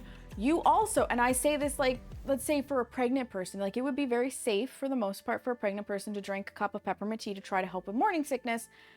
You also could be somebody that has a condition that I'm forgetting the name of, but it's basically where you have morning sickness throughout the entirety of your pregnancy, up to the point that you almost cannot keep food down and you need medical intervention for your own health and safety, for the baby's health and safety. And a lot of those spaces that Dova mentioned would poo-poo you from seeking that because it's not natural.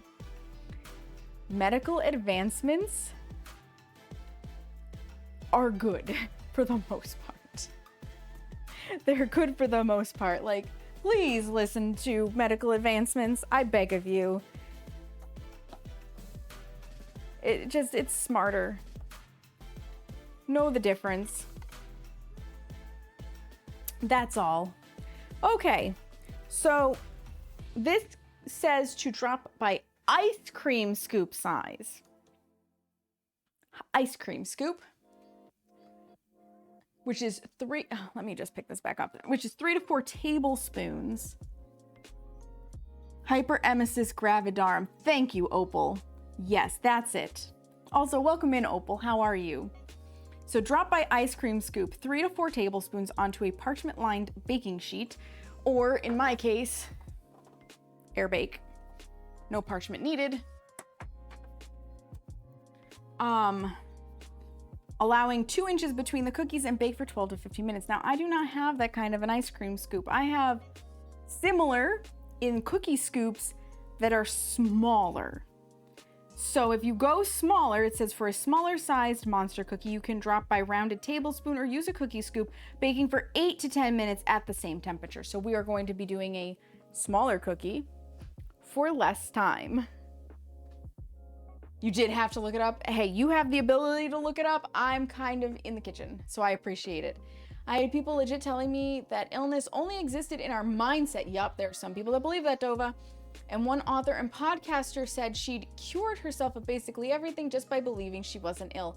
You know, I'm not going to discredit mind over matter because the placebo effect works. That's why it is part of medical science. And the human brain is incredible.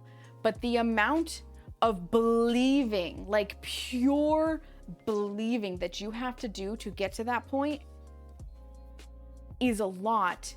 And 99% of people will never reach that state of enlightenment. They just won't. It's just the way it is. So it's not practical for the general public. Congratulations if you succeed with it, but the average Joe will not. And if that didn't work for someone else, the usual, well, you didn't truly believe gets trotted out. Yup. Yeah. And it's not about being a true believer. It's about convincing yourself.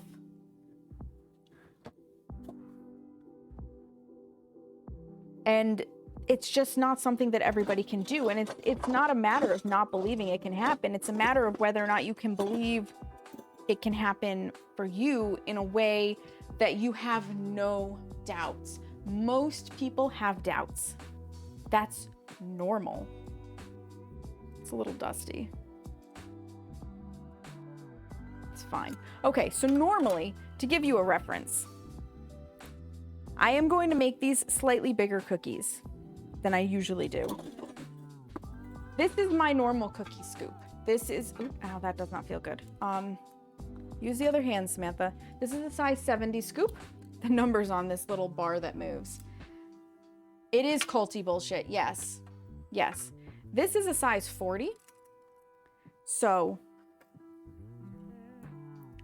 not quite an ice cream scoop, but it is bigger. Part of the joy of monster cookies is that they are a little bit bigger. So I don't know, like if I were using my little scoop, I would guess I would get about 8 to 10 dozen out of a double batch, maybe more. I don't know how much I'm gonna get with this size scoop. And I am gonna give them a little bit more space. Normally I could get 16 to a tray. We're gonna do a dozen, I think.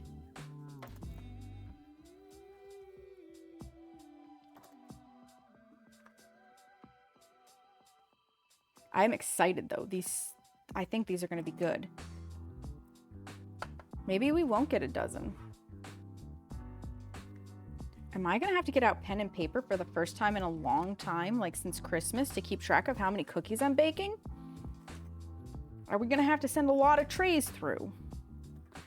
The real problem is I don't know how much these are gonna spread. So how much can I get away with?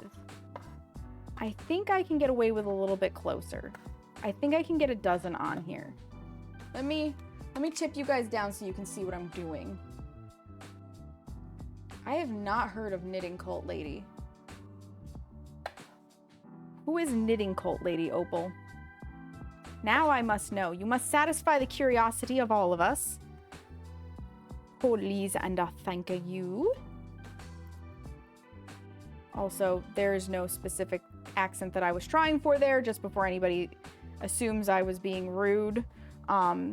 Sometimes I just say words with a weird accent because I think to do it, like my brain just goes to, what mouth sounds can we make today?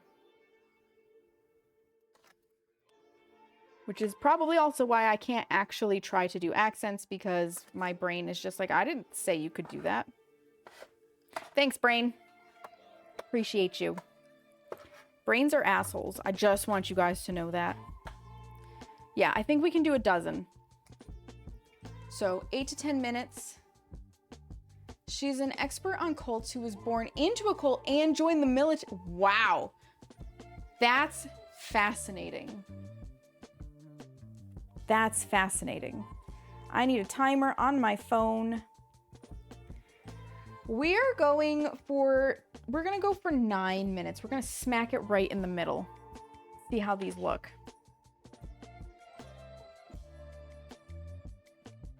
And I'm gonna wait for this first tray to bake before I set up the next one. The reason being, I don't know how much they're gonna spread.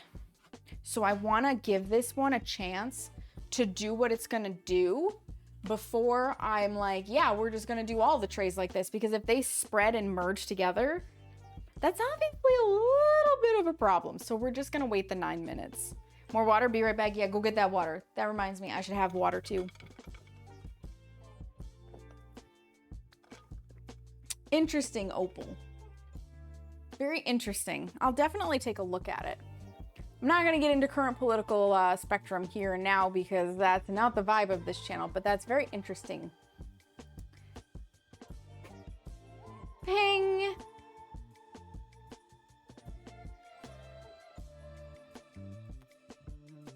One cookie per tray, bougie? Yeah, right? That would be one giant cookie. I don't even know if a cookie that size would hold together. Yeah. Not too much, bougie. We're just baking some cookies because my friggin' cookie jar is empty. The audacity of it to be empty. To be fair, it's been empty for like a month now. Because for our first baking stream in October, we made brookies, which, by the way, okay, we made those beautiful skull brookies and they tasted phenomenal. I have been informed by my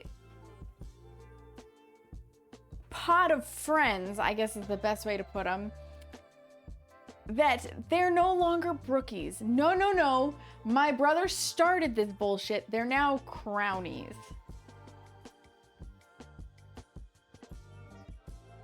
I don't make the rules, apparently. My brother does.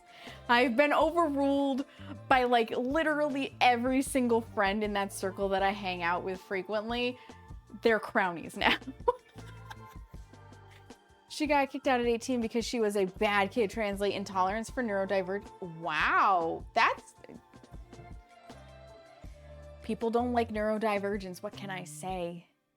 And that, I think, comes from a mindset that we're still breaking away from, that too far outside the, I won't say normal because I don't really believe in the word normal, but outside the average is scary and people don't like it, so they shun it.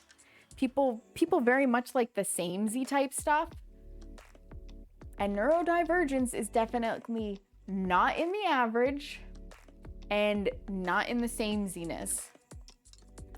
An intelligence officer, wow. That's a hard position. And you know what? I'm not gonna lie. I feel like neurodivergency and intelligence officer goes really well together in most cases. We actually have a friend who was intelligence in the army, and I don't think he's ever been tested and formally diagnosed, but just speaking to him, you were like, oh, you absolutely fit on the autism spectrum. And his son did test positive for autism. So I firmly believe there is a genetic component to that spectrum. It's so readily apparent, and I don't know, I feel like it's a gift for an intelligence position of any sort. Like, it doesn't have to be in the military. It could be like a research position in a marketing firm. It fits. It just fits. I feel like it works. We've done 4 minutes. I see them slowly melting. Autism and ADHD are genetic and you'll die on that hill, right, Opal? I feel that. I need to sit for a moment. Rather than just standing, let me wheel my chair over here. Because like I told you guys, Seamus and I went for a little walkie walk. Oh my gosh. prior to me doing this because we're going to be healthier individuals. We did a little over a mile today. My ultimate goal, I'm just looking, this is a smartwatch. I don't think you guys can see that. Yeah, I can bend my arm in weird ways, but not quite that weird of a way.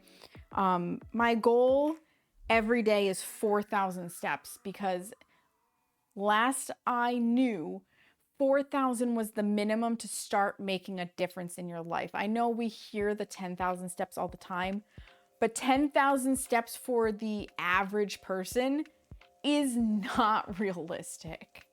And it also depends on what your personal activity level is. Now, my personal activity level is like 1,500 steps a day. So getting to 4,000 is more than doubling what my personal average is. So it should make a difference. The 4,000 might actually be for the more sedentary lifestyle. So people like myself.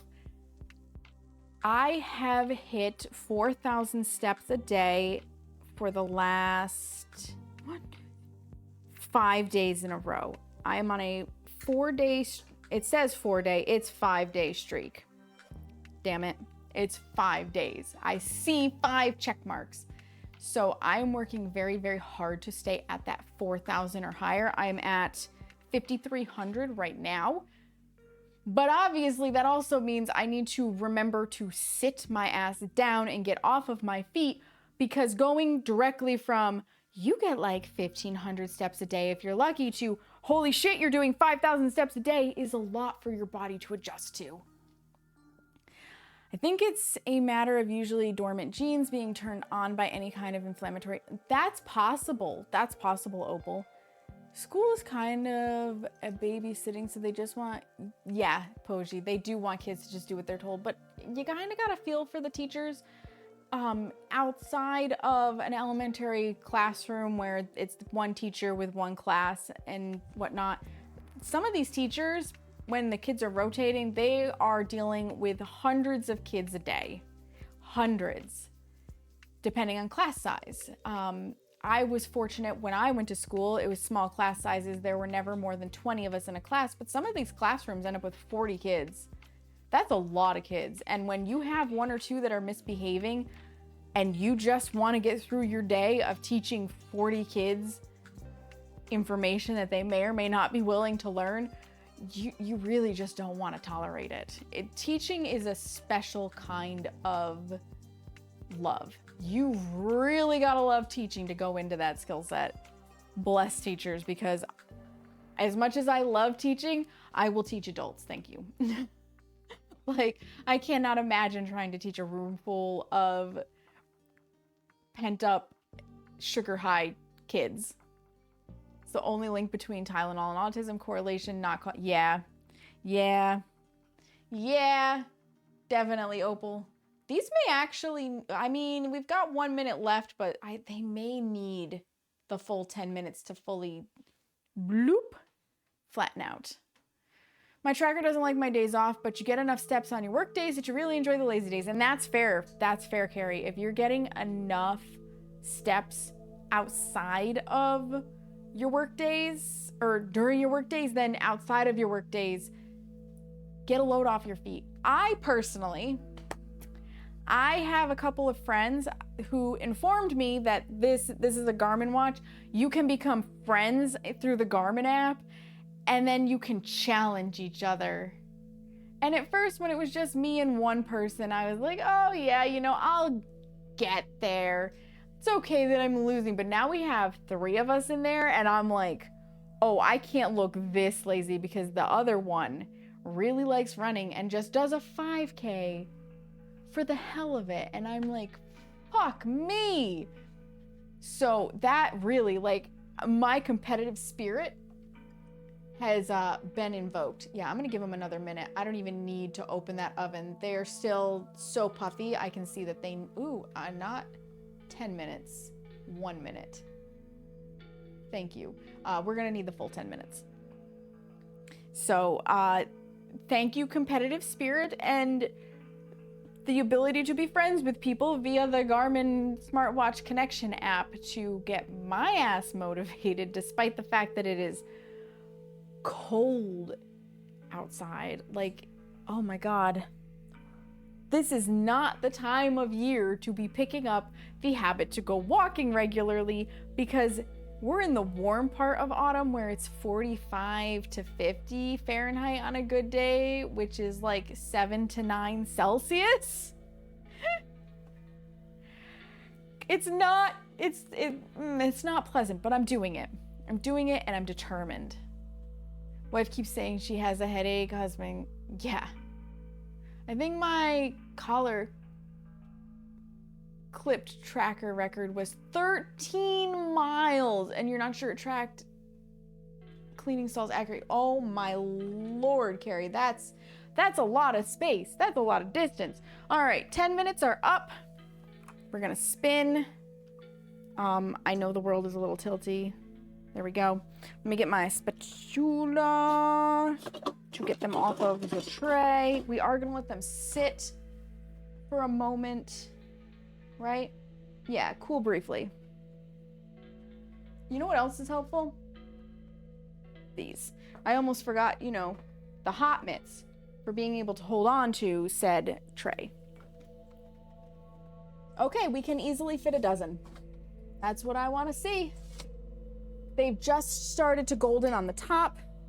They have definitely flattened out nicely. We can get a dozen. Beautiful. Those look really good, I'm not gonna lie. Oh, baby. Let's get out another tray. 10 minutes it is. 10 minutes it is. And I'm gonna spin you guys back this way. We're gonna re-straighten because horizons and angles are a thing. And I'm gonna tilt you down so you can see the tray better. And I know ads are starting in a few minutes. Again, it's really not easy for me to pause for ads while I'm baking. It's kind of a go with the flow sort of thing. So I appreciate everybody who sits through the ads and comes back to continue watching the baking. And I appreciate everybody who chooses to use Turbo or subscribe to not have to deal with the ads, because I'm a Turbo user myself. I don't particularly want to deal with Twitch ads ever, anywhere. So since I watch more than 3 streamers, I find the Turbo subscription to actually be of a benefit to me. It is worthwhile. And as a streamer, personally, I can write it off as a marketing expense, a business expense, because not having to deal with ads lets me connect with other streamers easier, because I'm not stuck watching ads when I could otherwise be engaging with their content. And that's what marketing is. I'm not gonna lie. Marketing is just engaging with other people and the content that they create genuinely. Not because you're looking to sell yourself or your product. You find like-minded individuals that you enjoy hanging out with, and you get to know them, and you get to know their community, and then their community gets to know you. And if you're lucky, the communities start to hang out together. At least some crossover. That's how, if I remember right, Dark Hemlock Hemi managed to find DeFool and that community, because she came over here from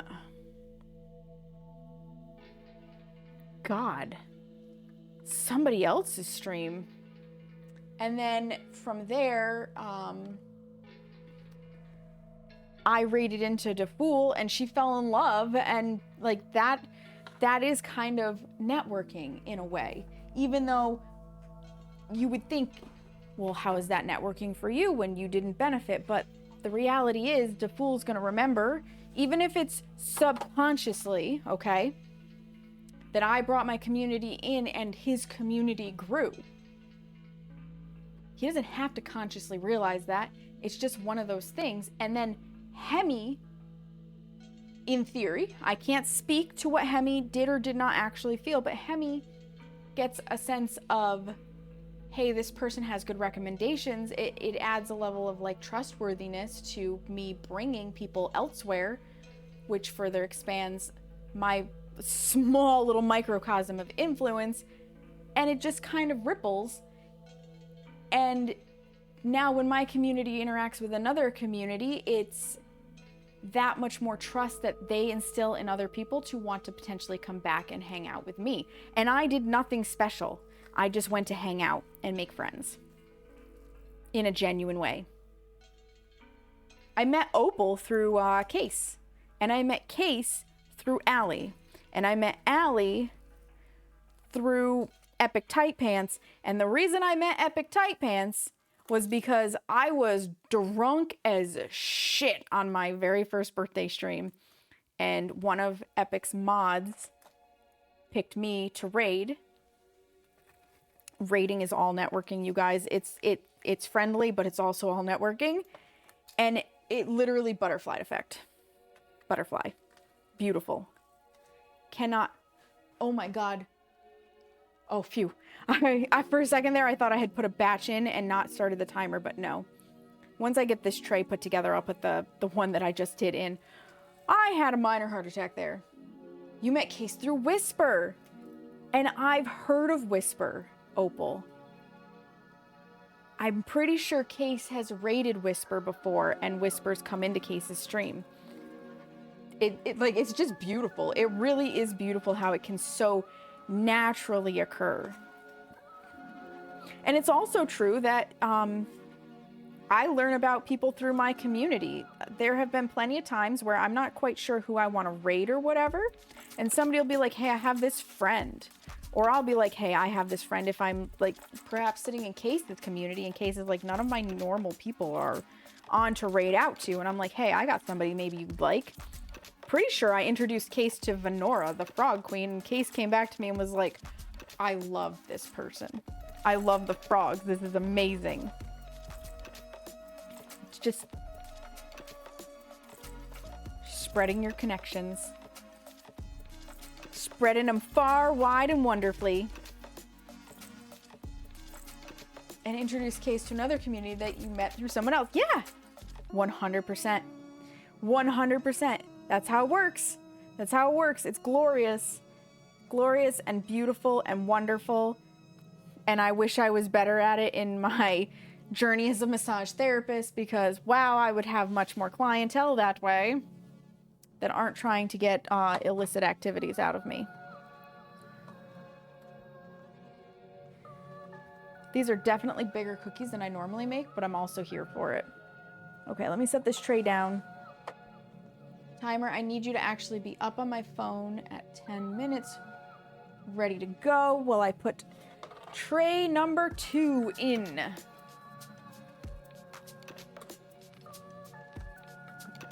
Perfect. Perfect. Start that timer. And I'm going to get tray number 4 put together, and then we'll detray tray number 1. Oops, I forgot to tilt this back down. It's hard because I want you to be able to like see me while I'm talking to you, but at the same time, I feel like the interest is more in the delicious gobs of cookie that I'm putting on this tray.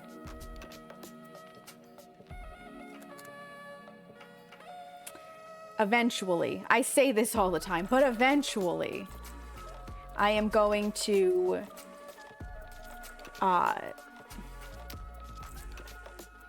get a camera setup that allows me to have both a top-down view and a face-on view. I'm looking into an OBS plugin called Teleport that may allow me to do this far easier than the NDI plugin that Seamus and I have struggled to completely figure out. Not even gonna sugarcoat that. NDI was supposed to be like super easy. We've used it once and it was like neither one of us, I think, could comfortably say, yes, I understand how we finally got it to work. And that was when we did Valentine's Day last year, and he had his face cam on my stream. Like, I don't think either one of us understands fully how we actually got it to work. We just did, which is why I've never used the NDI software to try and do the stream. Since I need to get all of the information back to my desktop for the OBS layout, which plugging into my laptop will not do that very, very well. So I need to really play around with teleport to see if I can't get it working. I don't know if I can. I should be able to do that while I'm not live on stream. So that's on my to-do list. The perpetual to-do list that never gets done. We all have one. You all know it. You all have one too.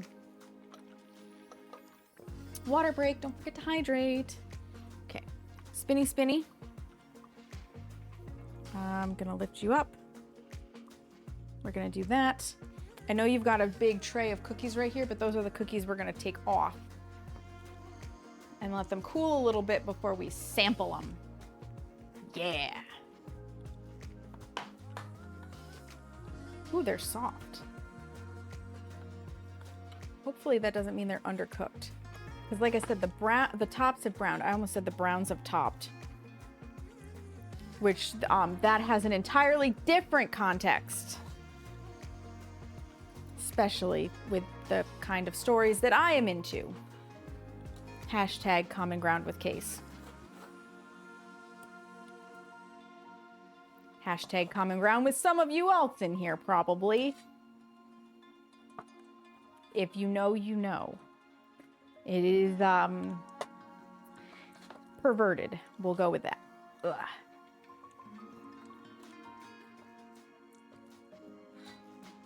Yeah, we're definitely gonna give these. Mine did not spread as much as Dylan's did.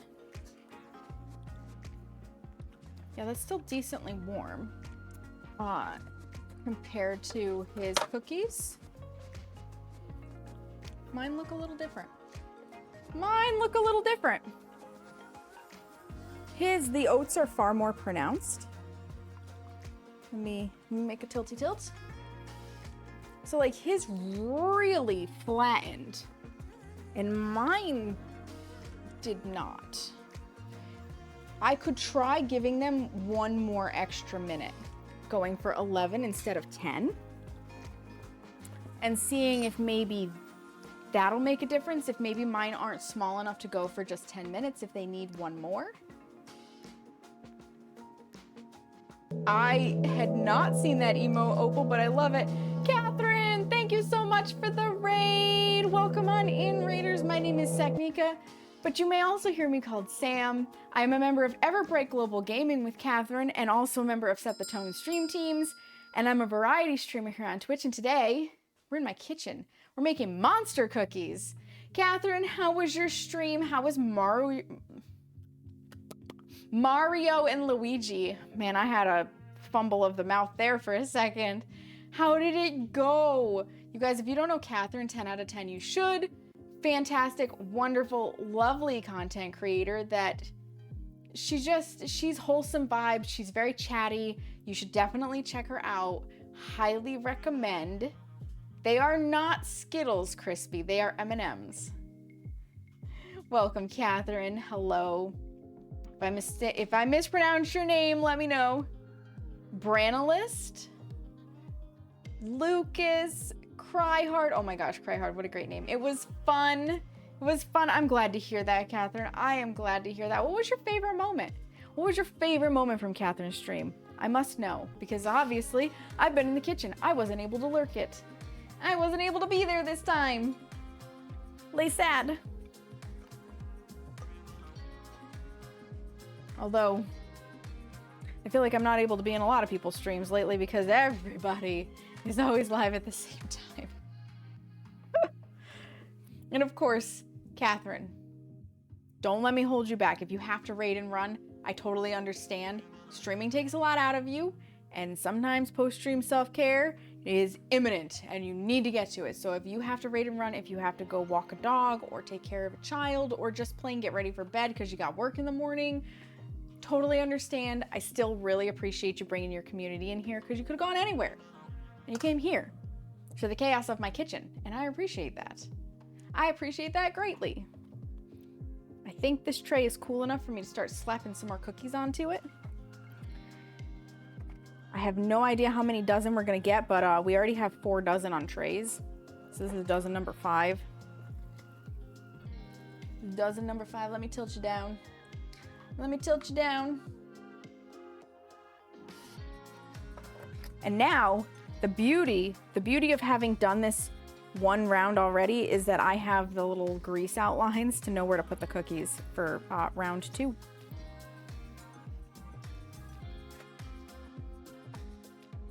It is a lot of cookies. Listen, we don't skimp on the cookies in this house. And other people will get access to the cookies. It's not going to be just for Seamus and I. If I get at least 8 to 10 dozen, I will open it up to the bakery. So you guys know who you are. And then from there, I will bring some to bowling with me on Tuesday so my teammate can have some cookies. I may bring some with me Monday to occupational therapy and tantalize my therapist with delectable sweets. You know, the whole shooting match. They seem pretty small for monsters. So yes, typically a monster cookie is made with an ice cream scoop, but I don't have the right kind of ice cream scoop that has the little squeezy thing, so this is the biggest scoop I've got. And you can make them smaller. I also need them to fit in my cookie jar. Hello from the Catherine Raidley. Hello was full. You know what? Get that laundry folded. Let me see if I say this right. In the name of DT. Good luck, have fun cookies, right? So I think they're monster cookies both because they were intended to be large and because of the ingredients in them. These are a naturally gluten-free cookie if you make sure you get oats that have not been in a facility where they could be cross-contaminated with gluten. But they're oats, peanut butter, M&Ms, chocolate chips, M&Ms, chocolate chips. I have to look at the book. M&M's, chocolate chips, oats, and you can put salted peanuts or pecans in it, but I chose to put pretzels instead. So it's just like a menagerie, which I think is what also lends to the monster name. At oats and just kept going because you really like oats. Yeah, I love that emote. That's cute. That's really cute. Yep, so we've gotten a dozen done so far. We just put our 5th dozen onto a tray. I made a double batch because I was like, I don't know how many this is gonna make, but if you actually make them ice cream scoop size, you're only supposed to get, we need 1 more minute on that. You're only supposed to get 1 dozen, and I need more than a dozen cookies. So I made a double batch with a smaller scoop.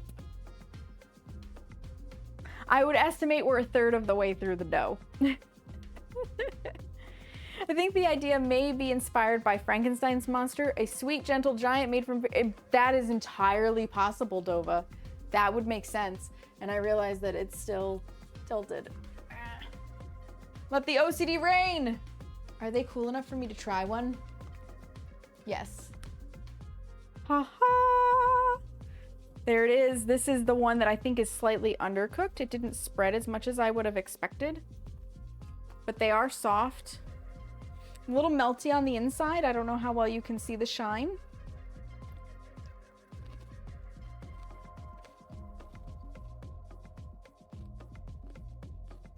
They're good. Definitely needs the extra minute, but they're good.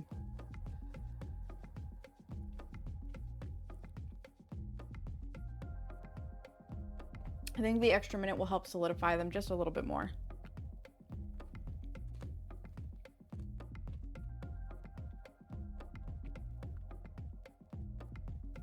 I need to get the other tray out, by the way.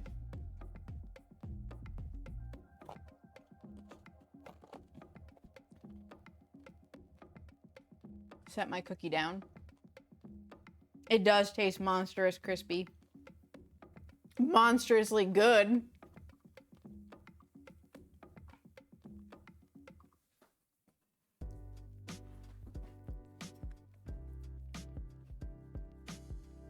Pull this tray.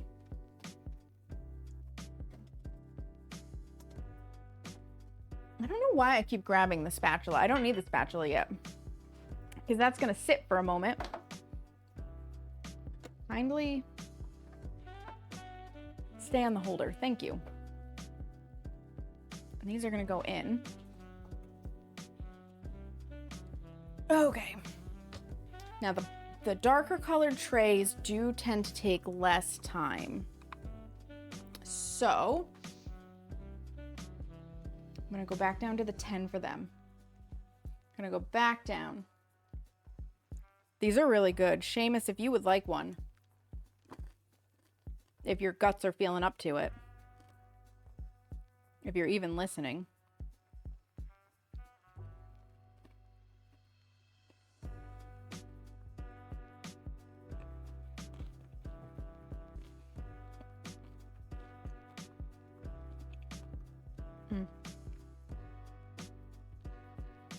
They're definitely like a perfect combination of sweet and savory. He's not Dova. I mean, he's feeling better today than he was the last 2 days.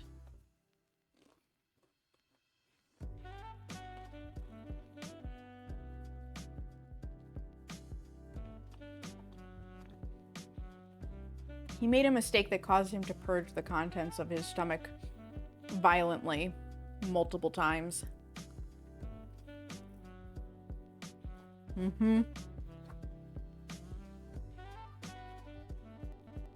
These are a win.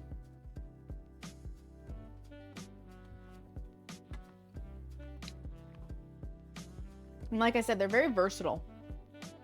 Once you get to the oats part, the next 3 things you can mix up.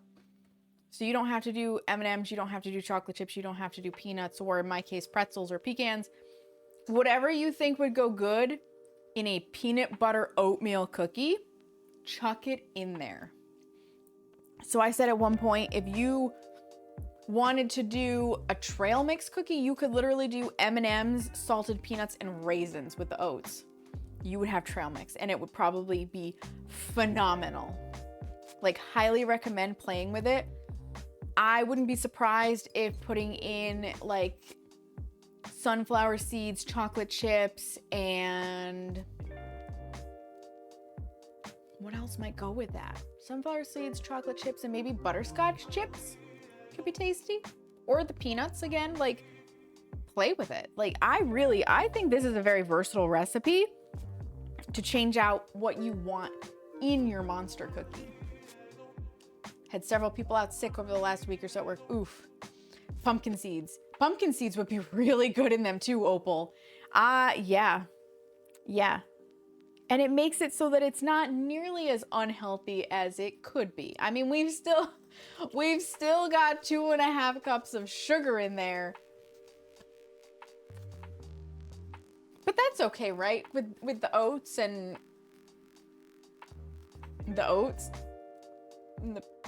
the peanut butter, right?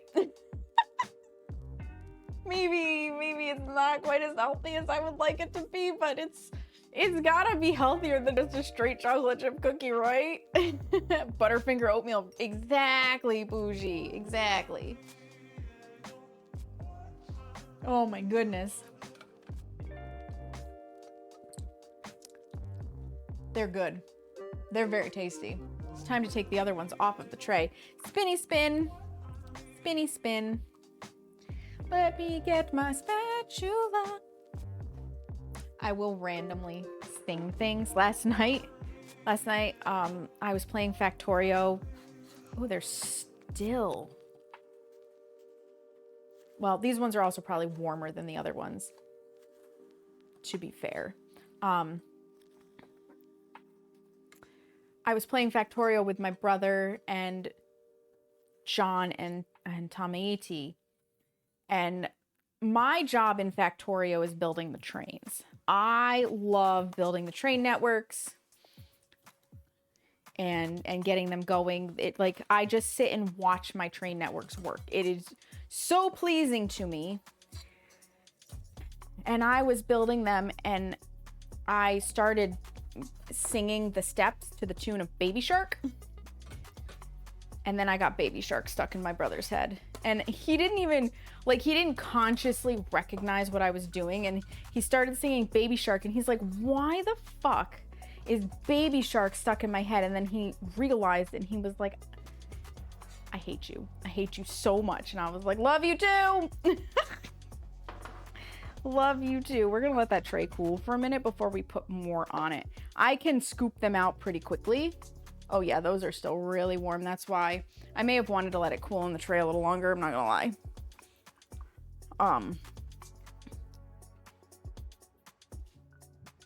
Because without flour in them to bind them, I've got to be mindful of how long they've sat to set up.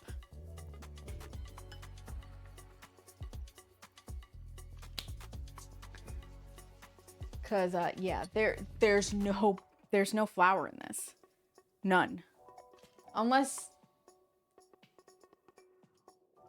no, there's no flour. I was about to say, unless maybe they forgot to add the flour in the ingredients, but you would think if they forgot it in the ingredients, they would have put it in the actual instructions, because sometimes that happens. I've seen it in recipes where it's an oversight, but no, it's nowhere to be found. So it is what it is.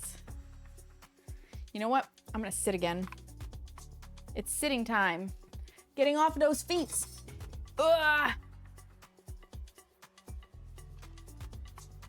The ones further to your right are cooler. So these are the good ones? No, go for the right hand ones, because the ones that just came out are gonna be too soft to pick up.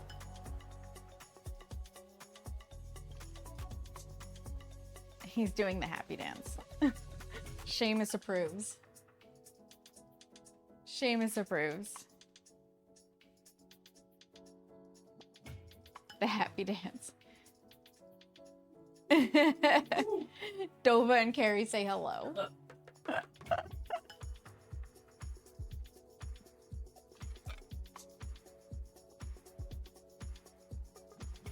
Oh my gosh, Dova's offering hugs instead of cooking Seamus up for dinner. It's a miracle. Miracles do happen. Because for whatever reason, anytime Dova uses the cook command that I have set up, she always ends up eating Seamus for dinner instead of inviting him over or asking him to cook. Without fail. I swear, she almost always. There it is! There it is. 100%. It always happens. It always freaking happens.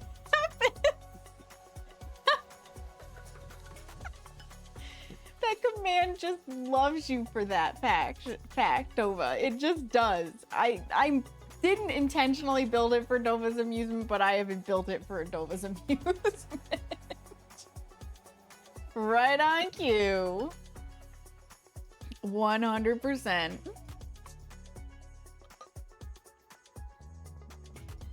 Oh my goodness. Seamus, thank you for the giant emote. I gotta stretch my back too. Up and over. Just some little side bending. Scooch to the edge of the chair, up and over. Fire. Oh, there we go. And we'll do some twists.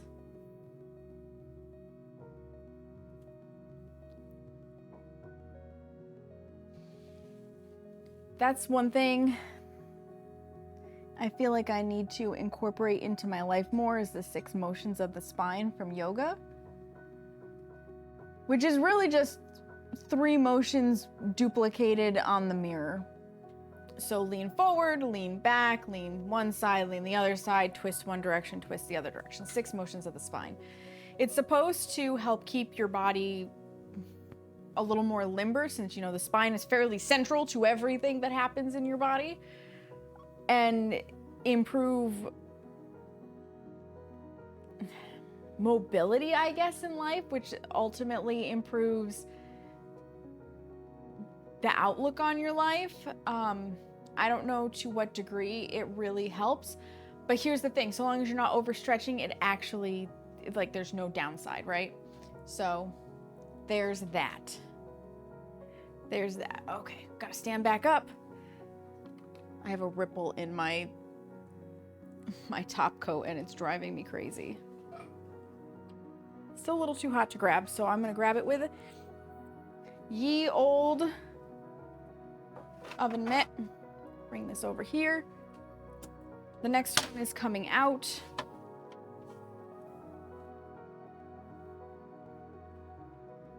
Actually, no, it's not. We're gonna let it go for another minute. I'm not happy with what it looks like from this distance, and I know the darker trays tend to cook faster, but they're just not as flat as I think they should be, so we're gonna let them go a little longer. I stuck this in the messy side. There we go. But we can still put this tray together. Tilt you down so you can see the glory of the cookies, of which I just threw a piece of something on the floor. These are actually, like, I knew they would be good, but they're really good.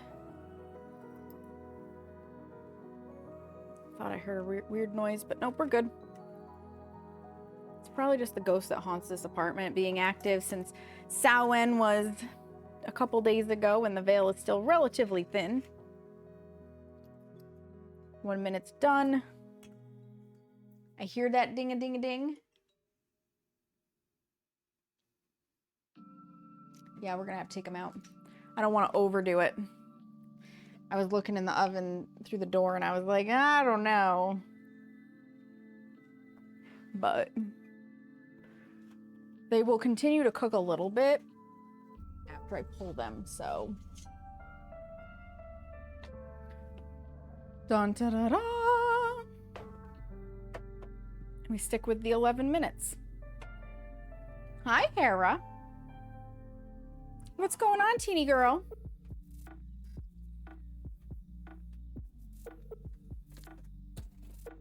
What's going on, the six-toed wonder? She has no idea. Guarantee you that. 11, start. Hera does not know what is going on. She just knows that I am in the kitchen. And she's full of beans. This cat, oh my lord. She is so busy. All of the time.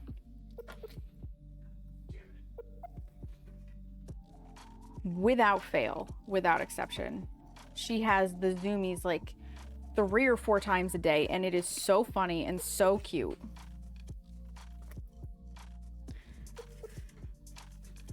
Oops, Seamus is having a good time on ships. I can hear him.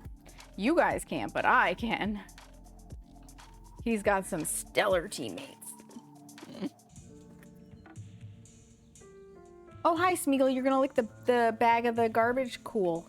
Awesome. Smeagol likes plastic bags. We don't know why.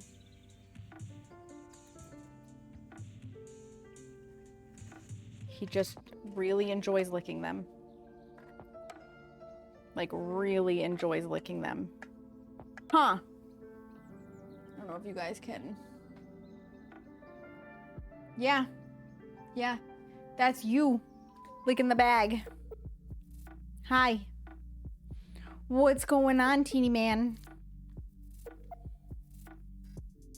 What? What is it? Where are you going? Okay. Bye, Smeagol. Okay. Yeah. Okay, so this is dozen number 6.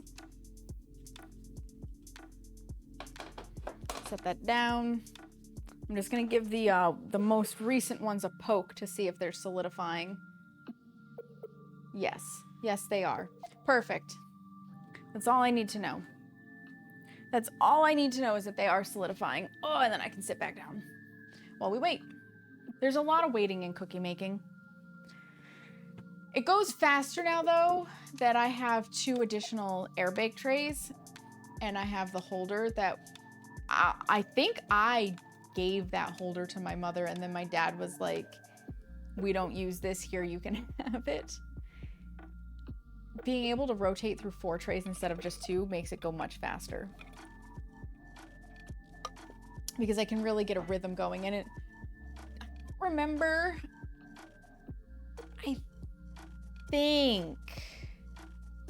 I'm pretty sure for Christmas this past year I had 4 trays, which really sped me up with like the spritzes, and sorry, I have like that one hair in my ear itch. The spritzes, it's gonna speed me up with the ginger snaps. It definitely sped me up with the Christmas balls, because it was a slice and bake type situation, and I can just go so much faster. What you doing? What's going on, Smeagol?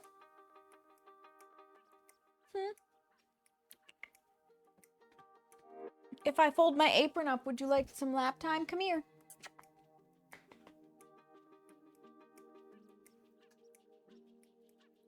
Hi, tiny boy.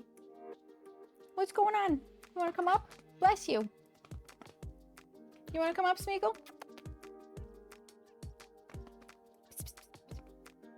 No. You know what he wants? He wants his dinner. You did see a tail go by. It is Schmoobles.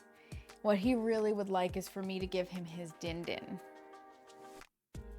Here, let me move this chair that's been pushed out of the way so that it can be more noticeable.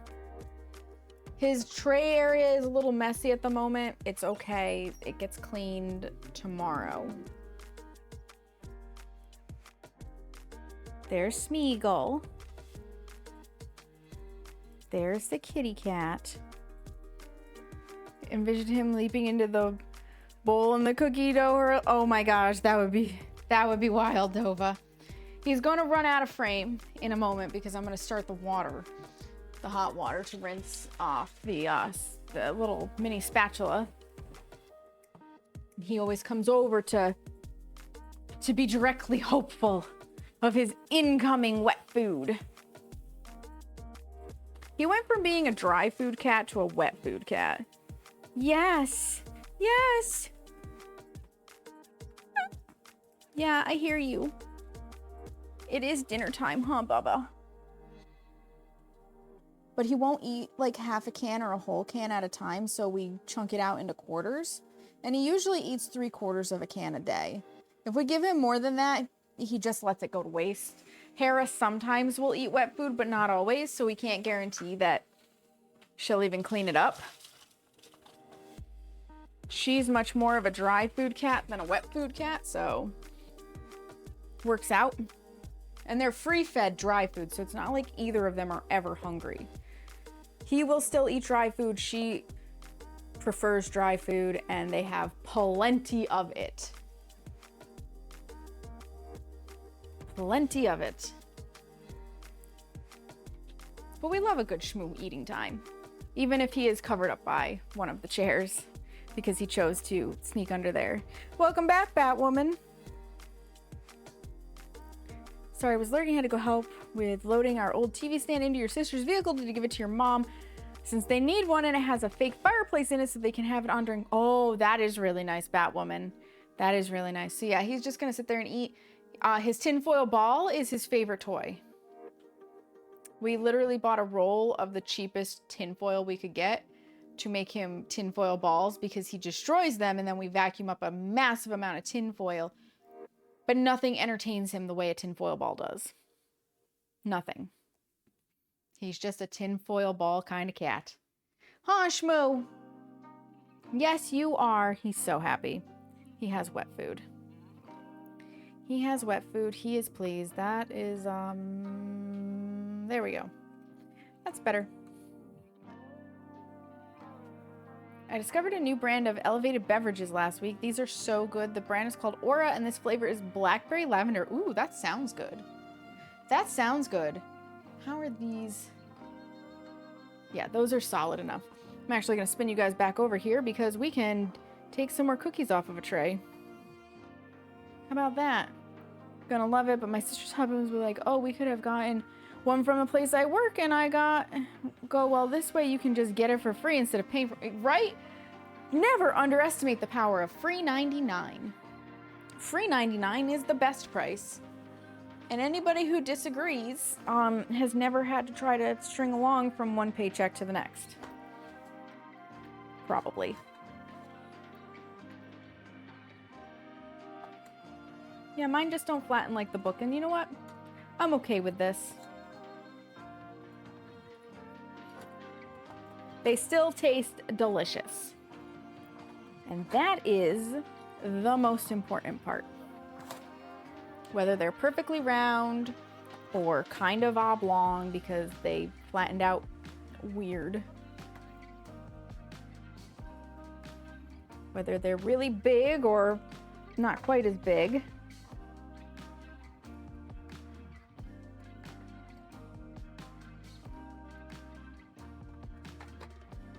They're still delicious.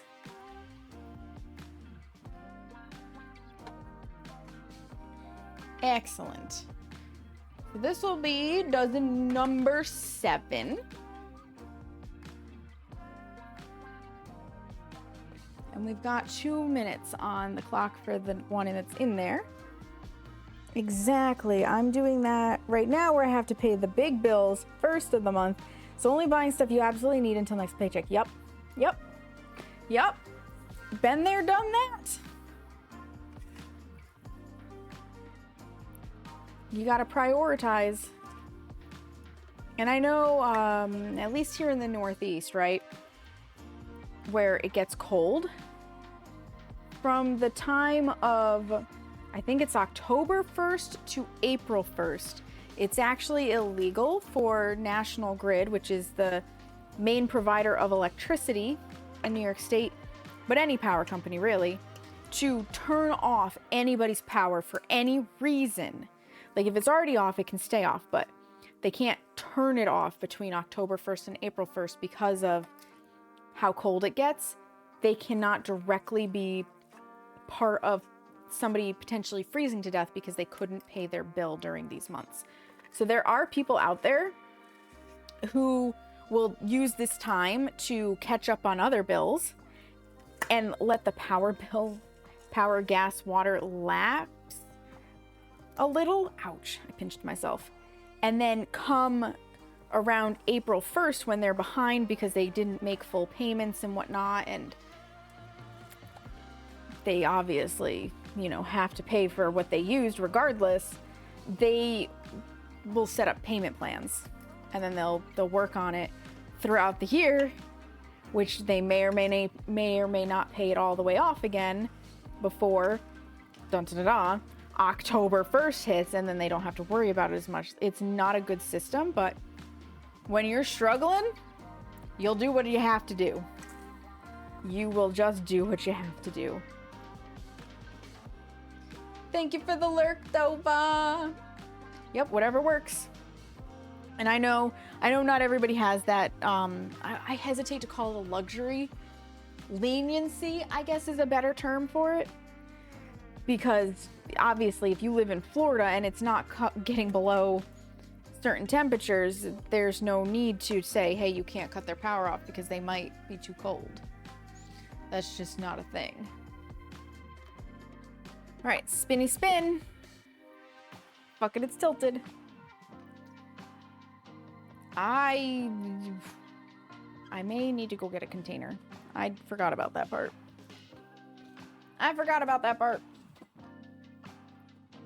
Ooh, cookies.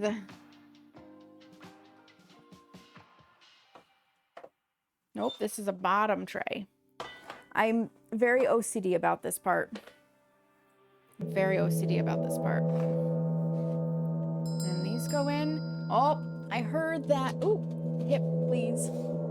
Hip, Please don't do that motion. Don't fall apart on me now. Who do we got? Oh my goodness, Legatus!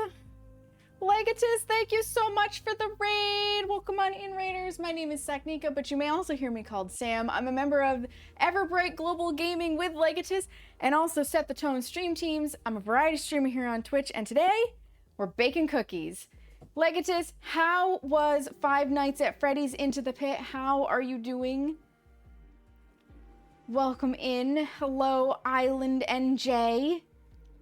C is for cookie. It is. It is for cookie. You guys, if you don't know Legatus, 10 out of 10. Excellent human being. Excellent streamer. Highly recommend giving them a check out and a follow. You will not regret it. You'll have a good time over there. I think we play somewhat similar style of games, so if you enjoy my content, I think you'll enjoy Legatus's. Obviously, I don't think Legatus is baking in the kitchen, but that's okay. Game-wise, it was all right. Got it started, did some DBD first, but need to get other stuff done. You know what? That's fair. Especially because DBD can be a toxic death trap. Source, me. I've played DBD before, I just don't play very often anymore. I do not play very often anymore. I'm scraping my bowl sides down to make this a little easier. We're getting there. We're getting there. Maybe we'll only end up with 12 dozen cookies. Woo! And of course, like it is, if you've come in and you need to raid and run, don't hesitate. I totally understand. I appreciate you bringing your community here, but if you got to get to bed for work in the morning, if you have a dog to walk, if you just plain need to eat dinner or get out from in front of the computer screen, I totally understand. If you want to stay and stick around though, happy to have you. I'd bake, but you don't have a setup for it to be streamed. That's fair. That's absolutely fair. It was not toxic. You did some mostly nice killer games you haven't played in a while either. You know, that's spiffy. That's spiffy because, sorry, I had to make sure I had started my timer. I feel like it can be hit or miss. It can be hit or miss. And many times people get a little too competitive and it comes out in their words. I've seen it. I've been there. I've been there for it. It's rough. But I'm glad you didn't have toxic matches, and I'm glad you were enjoying Five Nights at Freddy's. I haven't tried Five Nights at Freddy's because I don't think it's my style of game per se, but I love the horror genre. For the most part, I only killed bots and had to follow my rule number 1. What is your rule number 1? What is rule number 1? I must know. You must tell me. It is important.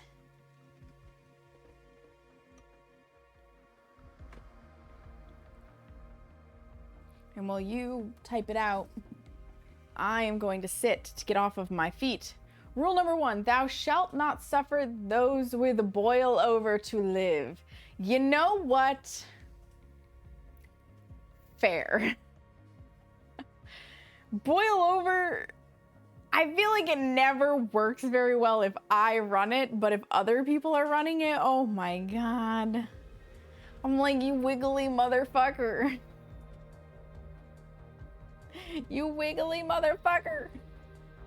Because they, like, I am utterly convinced in DBD that different characters wiggle stronger than others. I know it's supposed to be the same, but I really feel like Vittorio without boilover is throwing me all over the map.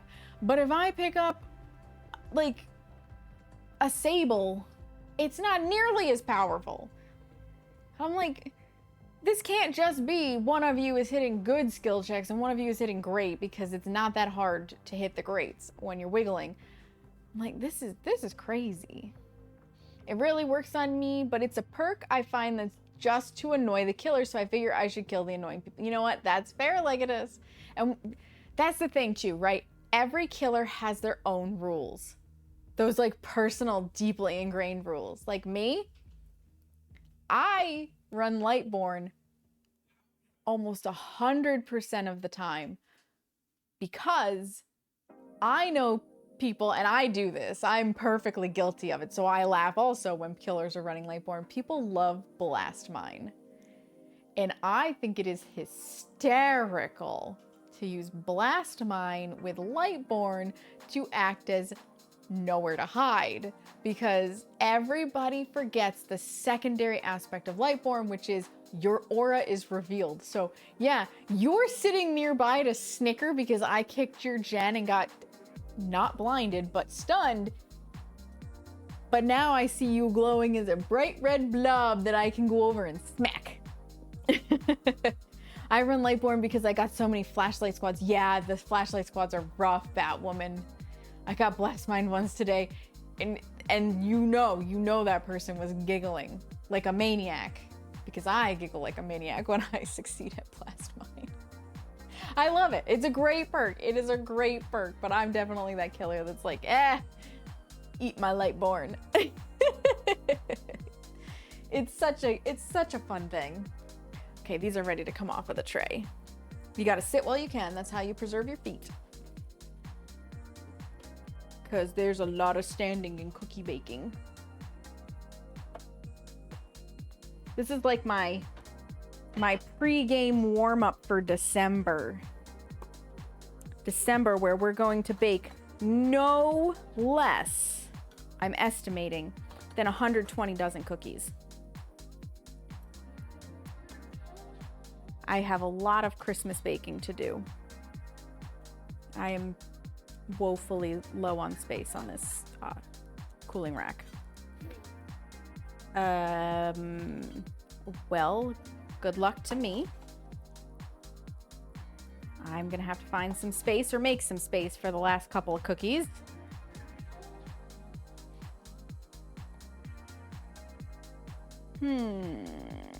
Where can I squeeze these in? If I scooch these ones that are pretty much cooled back a little bit, I should be able to make some room at the bottom, and then I absolutely have to go get a container.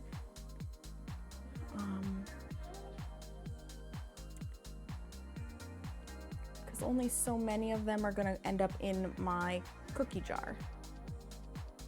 I'm surprised at how not oat-like mine look compared to Dylan's in the book.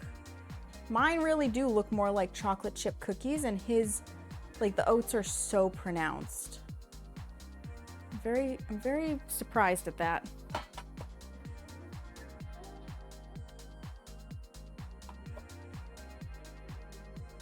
No matter. It's not a big deal. They still taste delicious. That's the important part, the taste. Bring this over here. This is number 8. Tray number 8 means 8 dozen. I like to steal their items more though, so you tend to take Franklin's more than Lightborn. Oh. Franklin's is a good one too. And especially like against Lightborn, because you hit them and then they drop their item, and if they're greedy and they try to go for their item, you hit them again. You want another cookie? That side. Stay towards the top. Up in here.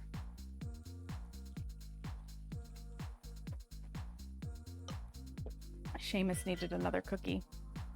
Okay. I am going to step out of frame. You will be able to hear me because of ye old mic, but I need to actually go out on the porch and get a container for these cookies. So I need to do that. Off to get stuff done. Yes, thank you again for the raid, Legatus. Go get your stuff done. Go get your stuff done. I appreciate you thinking of me out of everybody else on Twitch to bring your community over to. I do indeed. Ugh. It's so cold out on this porch. And I need to close the door behind me because one or both of the cats will be geniuses that come out here. I won't see them. They'll hide somewhere, and then all of a sudden there will be scratching because they're cold and they want to come back inside. Geniuses. Little furry geniuses. Ugh.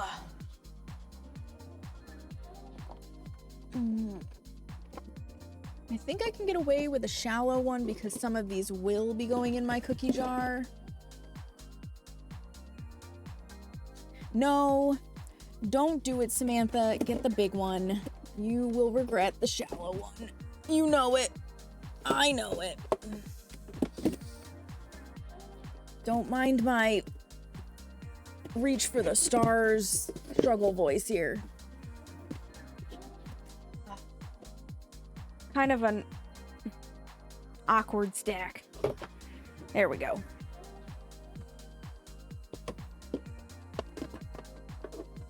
There we go. I also need to remember, speaking of things that I keep forgetting to do that I need to do, I need to remember to order bigger bins for the additional cookies that are going to happen this year for the Christmas cookie marathon. Yep. Bigger. Bigger and better. Scoot those over a little bit. There's that. Voila! It's a miracle. We did it. We got the bin. And time. Dismiss. Spinny, spinny. Tracking perks. Nurses, spies, and I'm all ears. Yeah, send you cookies? I do happen to send cookies out from time to time. It's not unheard of. Voila! Let there be cookies. Ugh. Let me remember to close my oven as I go. Onto the top. Very good.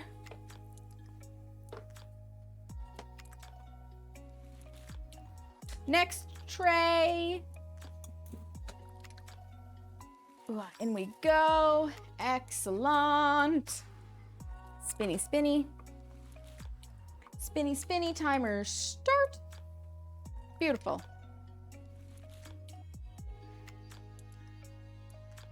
Enjoy the cookies for you. Don't worry, he's absolutely enjoying the cookies. Seamus loves a good cookie.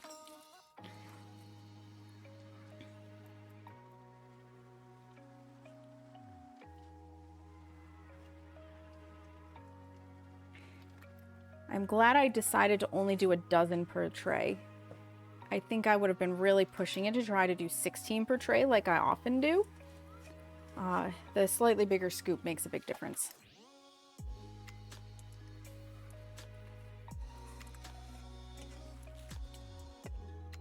Makes a big difference.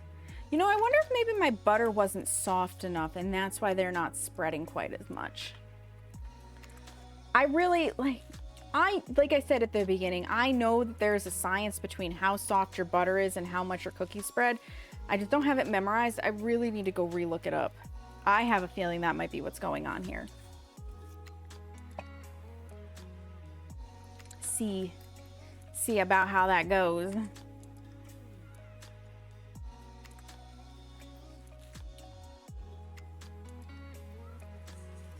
Get my stuff sorted. Delicious. Yeah, we're gonna get at least 10 dozen out of this. At least. If not 11 to 12. So maybe with a more normal size scoop, you get like 6 dozen, and I really didn't need to make a double batch, but here we are.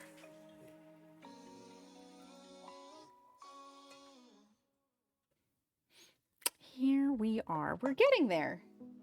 I mean, like, the bowl's more or less empty. Ish. We're getting there.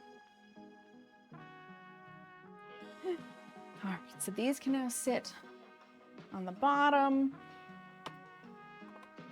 I'm gonna do a little, oh, Hera's eaten. I'll let you see real fast before I take you to where I'm gonna take you. She's nibbling on the remains. Huh, Hera? Psst, psst, psst. Hey, little girl. There's her face. Very good. Anyways. As I was saying, I'm going to be standing over here to put cookies into bucket.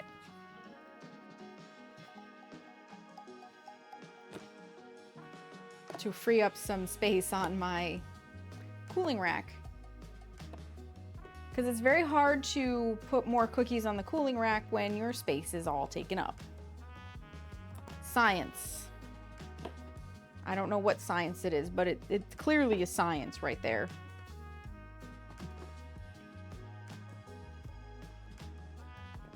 I really am very pleasantly surprised though at how they end up solidifying together once they cool. That's always something that makes me nervous when I bake a cookie that's like just oats and not much else, like no flour or whatever, is how will it solidify? Will it work? Am I in the danger zone of this cookie just falls apart? But because I've seen Dylan bake on his TikTok and whatnot, his short forms, I know he is actually making these recipes, and I know he's taking them, like he gives you the book that he's taking them out of and everything. So I know that they work, right? I know that these recipes are not AI slop that somebody generated an image and a recipe out of ChatGPT, and when you actually try to make it, it goes nowhere. But I still am always like, oh God, they're gonna break. And then I'm pleasantly surprised. Hi, Hera. Yeah, what? What? What?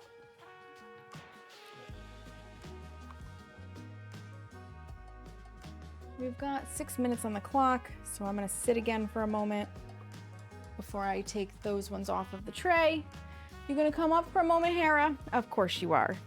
Come on. No? Come here. Hey. Come on.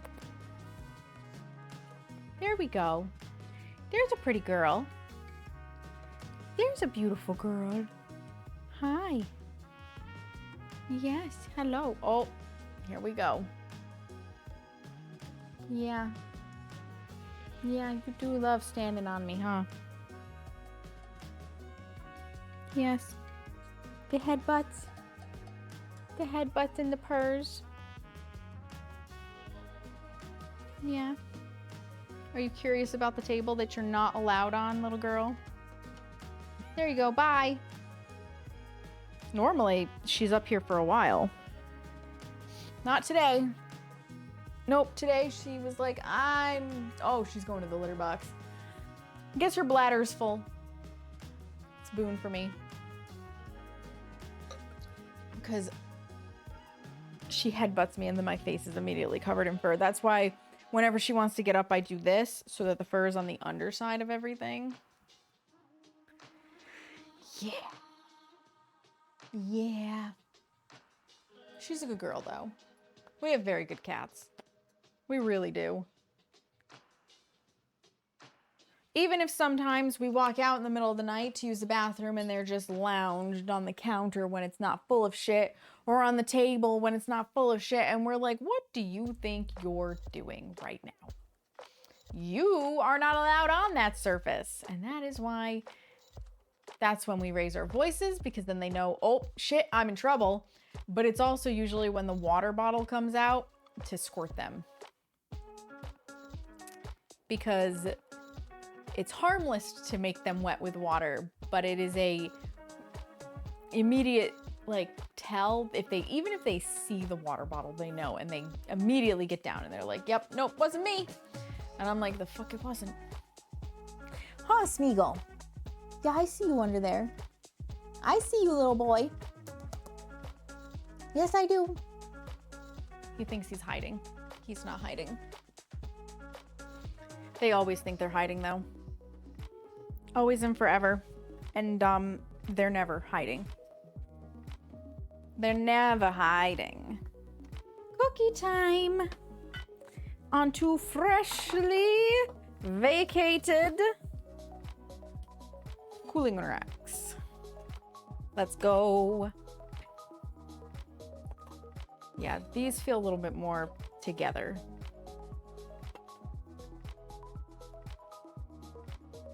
Like I let them cool just enough, but not too much on the air bake. I don't know if that's actually a thing. It's just what it feels like.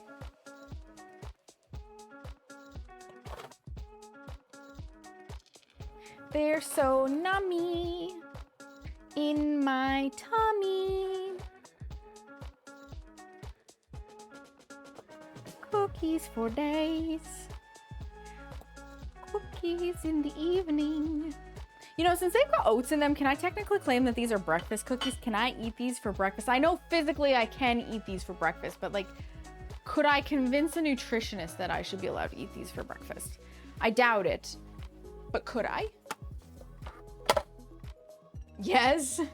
Yes, I can eat them for breakfast. Seamus, is it because you want to eat them for breakfast? It's an oat pancake, kind of like a potato pancake in latkes. Is that your story and you're sticking to it? Because you also want cookies for breakfast? This is tray number 9.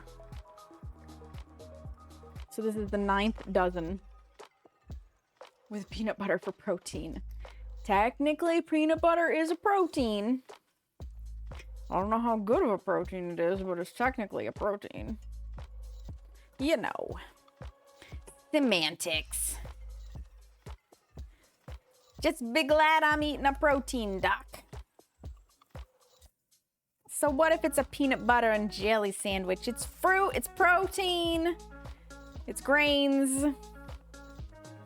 It's terrible for you, probably. But it's a classic. We can just skip the syrup and they're healthy. Right, there we go, perfect. Perfect, Seamus.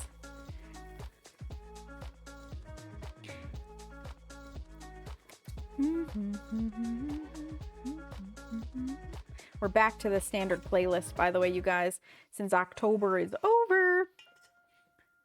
I kind of miss the spooky music, but at the same time, I love the familiarity of the music that I'm very familiar with. And then next month, we go to the Christmas list. And not a moment sooner, not till December 1st, will I switch over to the holiday music. So have faith that even if retail stores are already blaring Mariah Carey in your ear, we're gonna have normal music until December 1st. This is a safe haven and a refuge for all retail workers and food service workers out there that can't escape it.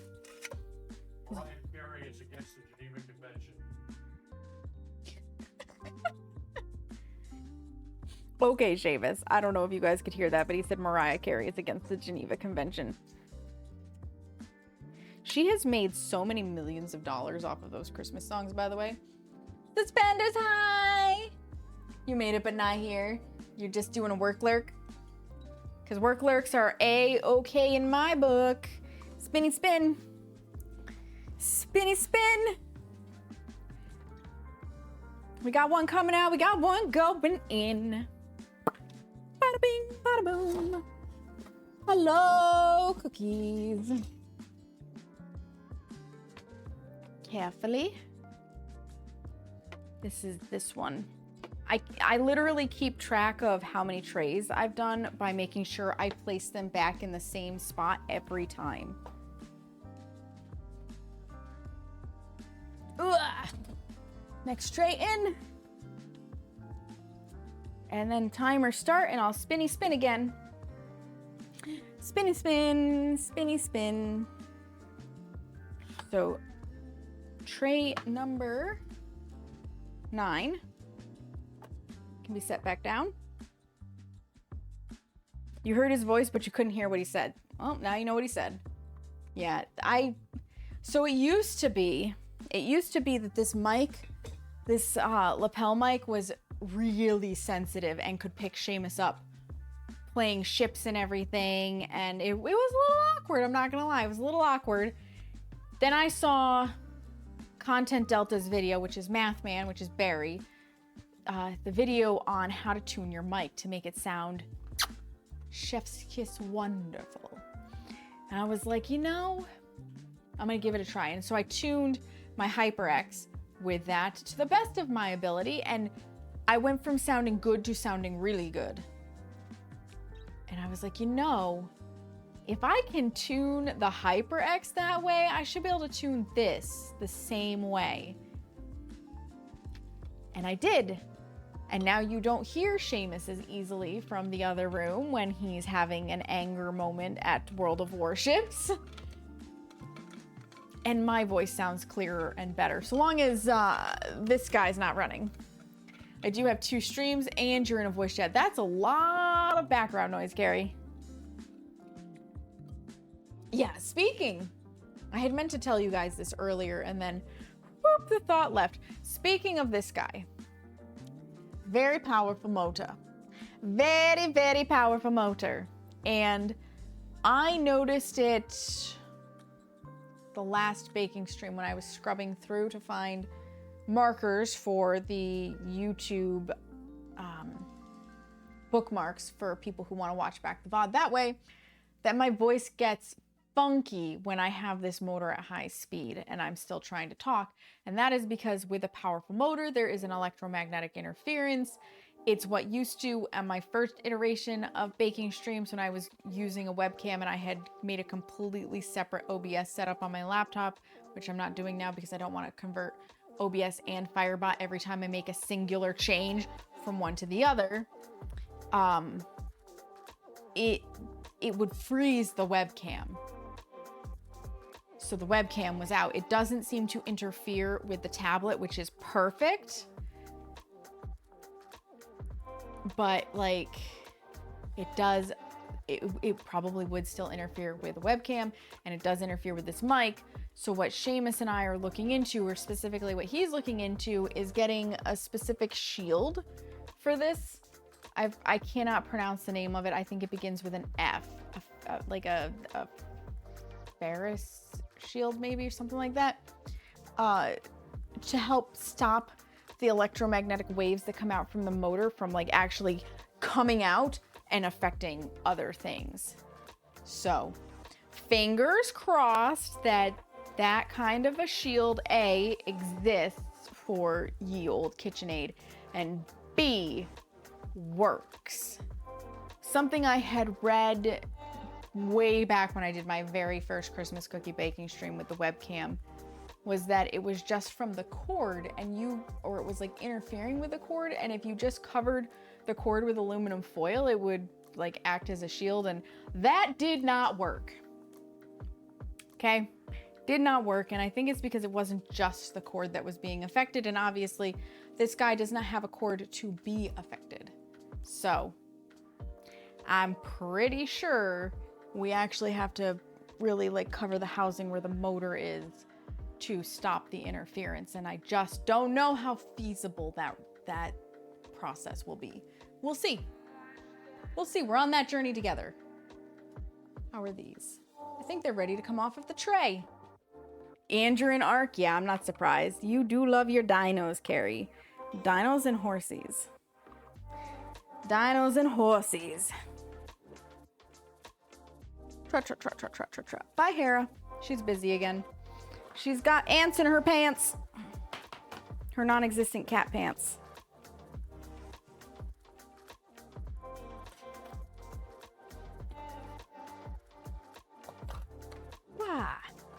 Off of the tray. Onto the cooling rack. Let there be cookies. Yeah, it's gonna be interesting doing the Christmas cookies this year to see, because like last year was the first year that I managed to stream every single cookie, and I think it was the first year that I really had more noticeability with what I was doing. So it'll be interesting to see how many people are witnessing the Christmas cookies for the second, third, maybe fourth time, if they were among the very original people who were here. I think that would be you, Carrie. I think you might be the only person, you and Will might be the only two people who have been here so long that you would have witnessed the original cookie streams. Obviously, Seamus has been here, but I'm pretty sure. Because way back in the day, when I first started doing the cookies, when I first started streaming, the Christmas cookies were the only ones that I streamed. I didn't stream any other baking. I didn't think it would be that popular. It's just that I was gonna be making the cookies anyways, and I said, I might as well stream it, right? I did that for a lot of things in my first year of streaming. I did that with my product photography. Why are you looking at me like you're stalking me as prey, Hera? Yeah, you eat that. You eat that wet food. I did it with my product photography. I tried doing that on stream. I actually did an entire stream where together we went back through VODs while I was clipping things and showing you that whole process. I did it with the cookie baking. I did it with some of my crafting. I played a lot of different types of games, like so many different types of games. And oftentimes I was switching games 2-3 times in a stream. I was getting my voice figured out. So there were many times I used to think it was no big deal to stream for 4, 5, 6, 7, 8, 10 hours at a go. Now, if I go above 4 hours, I'm like, oh my Lord, this is like, I'm like tired, right? Kags, you're streaking 10 whole streams. Let's go. Welcome in. How are you, friend?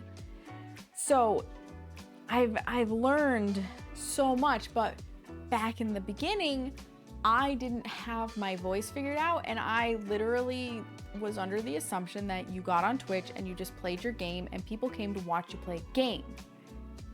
I learned in that first year that no, people don't actually come to watch you play a game. They come to watch you, and they want you to interact with them and not necessarily just sit in chat and watch you play a game, because if they really want to just watch you play a game, they'll probably go to YouTube.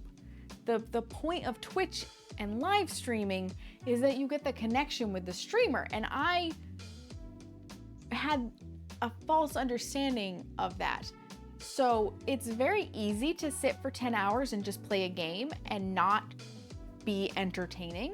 It is an entirely different matter to try to be entertaining while you play a game and split your focus. And so 10 hours is now a very, very good feat for a stream, and 4 hours is my comfy zone. I'm doing fantastic, Hags. I am baking delicious cookies. We're almost done. We're almost done. This bowl was full up when we started. We've got 9 dozen on trays. We've got, oh, it's right here. This will be dozen number 10 that I'm gonna put on in just a moment. And I'm expecting probably 11, maybe 11 and a half dozen. I don't think I'll get more than 12. It's a lot of cookies. It's a lot of cookies. The bakery may be open for business at the end of this. We shall see. Because I need a lot of cookies in my life, but I don't necessarily need 12 dozen cookies in my life. You know, it is a lot of cookies. It's a lot of delicious cookies. And I actually can leave that there so that you guys can see. But yeah, so I have come a long way on the streaming journey. And understandably, in the beginning, when you're still finding your voice, you often don't have the audience that you have later on. Some people grow very quickly. Usually they are a single category streamer. I can't handle that in my life, so I'm still trying to figure out how I niche down. Still trying to figure that out. But we're slowly getting there, and I'm finding a good, strong community in doing so. And now, this will be year number 4 of Christmas cookies. We've gone from where I might have 2 or 3 people in chat with me talking and watching to, during Christmas cookies, specifically, there can be 20 of you guys in here, which is phenomenal. But it also means that it's there's very few of people who I would say are the old guard who remember the early Christmas cookie days anymore. That sounds like a timer. That is a timer. How well the dough would freeze. I'm not sure, Kags, because there's no flour in this recipe. It's oats and peanut butter. Hi, Smeagol. Oats, peanut butter, and eggs are what are holding this bitch together. So I'm honestly not sure how well it would freeze. The cookies themselves would probably freeze okay, but I don't know about the dough. Okay, that's 7 dozen out of the oven. Let's put dozen number 8 in.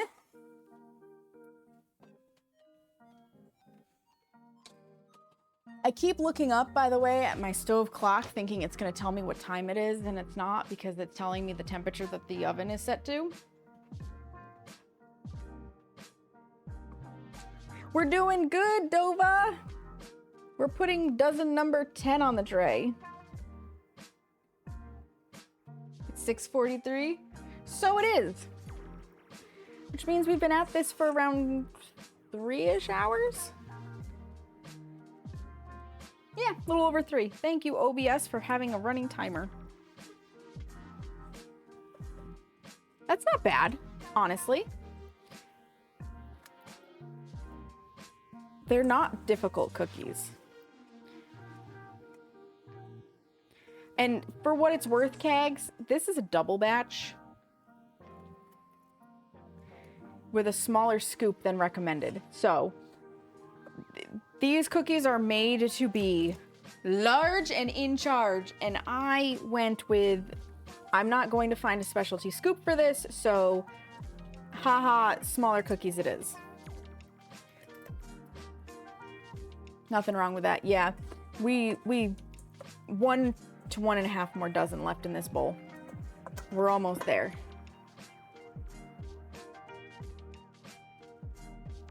So I might spare a little bit for the bakery. We'll see.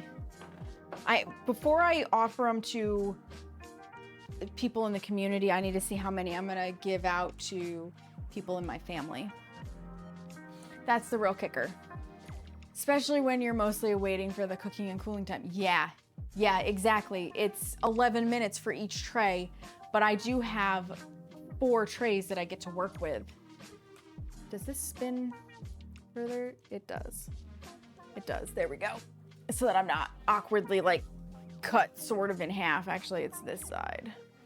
It's my bad side that's getting cut off. This is a mirror image, so it's a little hard for me to be like, which hand is it? Ah! More back pops. Or twists anyways. I was hoping for a pop. Oh, there's the pop. Like 7 of them. That felt so good. Oh, glorious.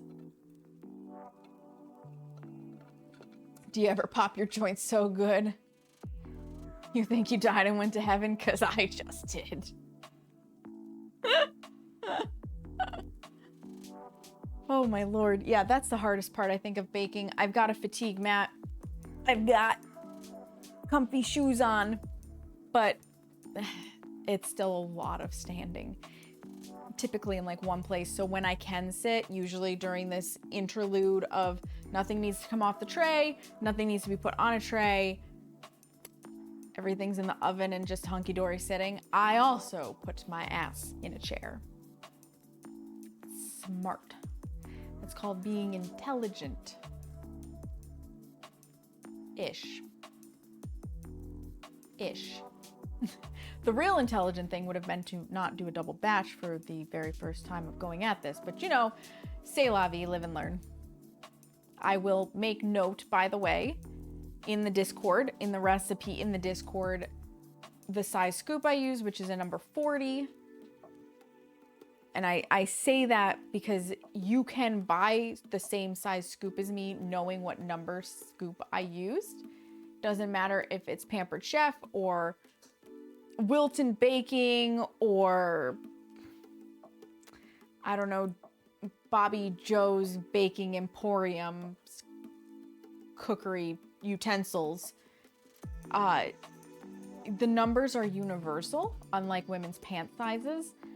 So if you look for a number 40 size scoop in any other brand, it should be exactly the same size in general. Like number 40 is number 40 is number 40. It's like buying a measuring cup set. Half a cup is half a cup is half a cup. So I will put that into the recipe in the Discord, and I will make sure to notate just how many cookies we got using that scoop divided by 2 for a single batch. Because an ice cream scoop is probably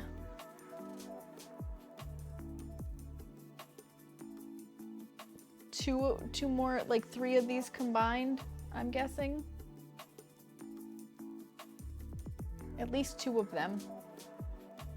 You're only supposed to get a dozen cookies if you use the size scoop that he used. So,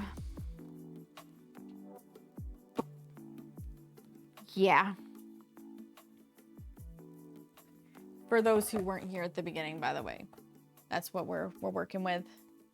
That's what we're working with. It is Baking Yesteryear by B. Dylan Hollis. This is a great cookbook. I'm very much enjoying it. We worked with it last time for the cream spice cake. We're doing it this time for the monster cookies. I have every intention of trying other cookies out of it, but some of them that I want to try,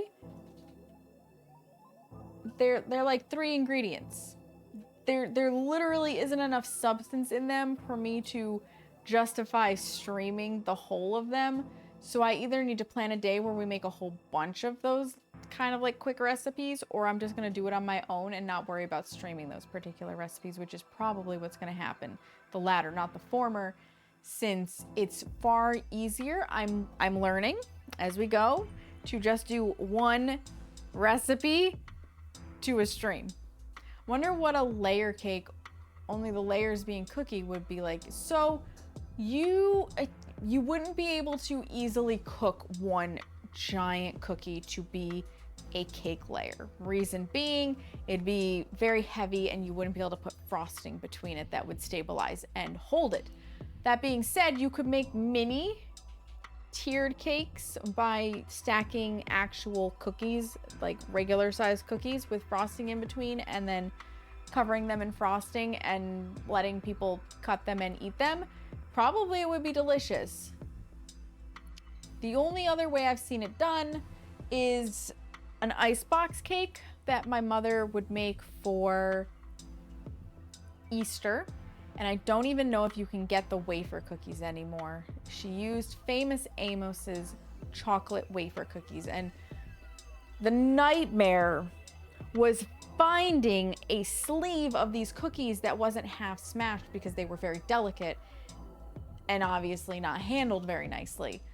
But you literally took those cookies, made whipped cream, and then spread whipped cream, stuck them together, spread whipped cream, stuck another one on it, and you did the log of them in 2 parts down a rectangular tray, and then you smoothed whipped cream over the whole of it to make it kind of like boxy, and then you put cherries on it, stuck some toothpicks in it to keep saran wrap off of it to cover it, and put it in the fridge to chill, hence the icebox version of it. The cookies would soften, the whipped cream would solidify a little bit, and the cherries were just mwah, and then you would slice it and eat it. And it was technically a vertical layer cake.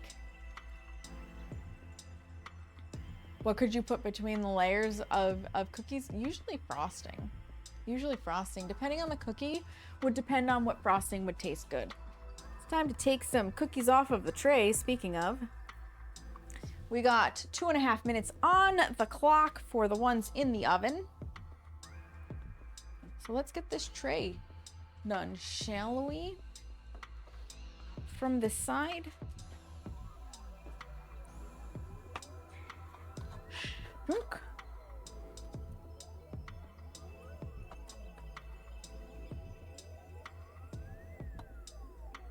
They're so wonderful. I'm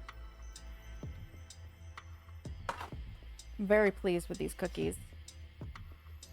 I'm also glad I listened to my inner voice and got the taller bin, because they do take up more space than I would have thunk otherwise. And like I said, I'm going to put some in my cookie jar, but until then, bin. And I have to determine what my level of giving awayness is for said cookies. Yes, I do. So this will be number 11. We've got a minute and a half on the clock. I'm sure you just got a big fullness of my hair. Yes, you want frosting between your cookies? Absolutely. I know people do it with Oreos, actually. Just in general, because they're flat and they're easy and they already have frosting. So they'll just put more frosting and they'll make like a little mini Oreo cakes. I personally don't like Oreos, so they are not for me. And I will never make them because I have a general rule of thumb. Unless I'm being paid a good chunk of money, I will not make something that I personally will not eat. Because I don't believe in food waste if I can help it. So, I won't eat it, and Seamus won't. Well, Seamus would enjoy it, but not enough for me to make it. A whole bunch of it, because he would enjoy like 2. Then I don't cook it. I think that's generally a good rule of thumb, because ingredients are expensive. Ingredients are too expensive to just be like, it's good for the content. It's good for the content if I'm being paid like more than the ingredients cost in sponsorship.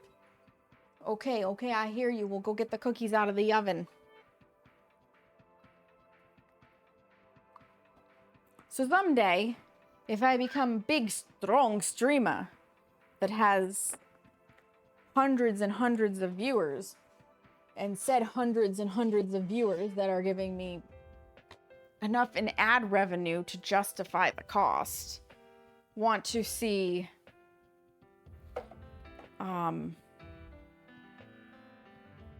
that's number 11, then this actually goes on the bottom. Then I will, make things that I wouldn't necessarily eat. But that is not my level of streaming career at the moment. Therefore, if I won't eat it, I won't make it. That's also why in those instances, let me start the timer here and spin you back around. I will put things like disgusting Jello on a sub goal, but it's very high up because now you've covered the ingredients. I can't get behind food waste otherwise. I also hate those rage videos, the rage bait ones where like they'll start off putting normal ingredients in a bowl and then they start throwing in like dirty soccer cleats and stuff, and then they're throwing things at the garbage or whatever, and I'm just like, do you know how much those eggs cost that you're just throwing around willy-nilly? Oh, oh my god, those videos get under my skin so bad. Like, people will send me videos like that, and I normally, when people send me reels like that because they think they're funny, that I just don't care for, I'll just, take a peek and move on and not say anything. But in that instance, with those kinds, you are gonna get an earful from me about how you should not send those videos to me because they really bother me and I don't like them. All right, that's it. We have almost 12 dozen cookies. Or 11 dozen. My bad. So we're too shy of 11 dozen cookies. Too shy, because this is the end of it. That is the last one I can get. Glorious. Glorious. I will move this up. We're gonna go clear space off of the cooling racks. So we're gonna tilt it down a little bit. I lied. I just want to check real fast. Excellent. We have not dropped frames. Knock on wood. Because I was doing that, if you remember, on Halloween, and I was very frustrated. Halloween was a lot of fun, though, you guys. Samhain. I really appreciate everybody who came out for a weird game and hung out for that stream. Because it was a good time. I hope you guys had a great weekend following the holiday. That you got your discounted chocolate. Because I did. If you live in an area with trick-or-treaters, I hope the costumes that they came to your door with were adorable. Because let's be honest, that is the best part about Halloween when you no longer trick-or-treat yourself. It's how cute the costumes are. No, I will say too, I was reading a Reddit thread. I don't think it was last night, I think it was the night before.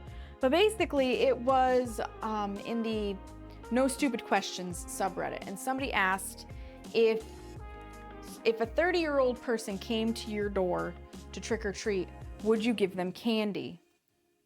And the general consensus was, which I was very pleased to see, yes, provided they were wearing a costume. A lot of people were like, listen, I bought the chocolate and the candy to give away. I don't care how old you are. She's like, what's the difference between a 30-year-old person coming by themselves and a 30-year-old person with a baby? And I was like, you know, that's true. Because they were like, the baby's not eating the candy. We all know this. I was like, you're not wrong. You're not wrong. So maybe this almost 40-year-old lady will get back to trick-or-treating because nobody comes trick-or-treating here. And see how it goes. Gothic Fairy Queen, hello, welcome in. Come to your door and ask trick-or-treat and we will find out. There we go. I had to treat her in an inflatable Among Us outfit. That is so cute, Carrie. Was that flirt enough? I used to trick-or-treat when you lived in Queensbury. You were in your late 40s. Yeah, I've been embarrassed. I'm like, what if they don't like it? What if they tell me no? Anxiety.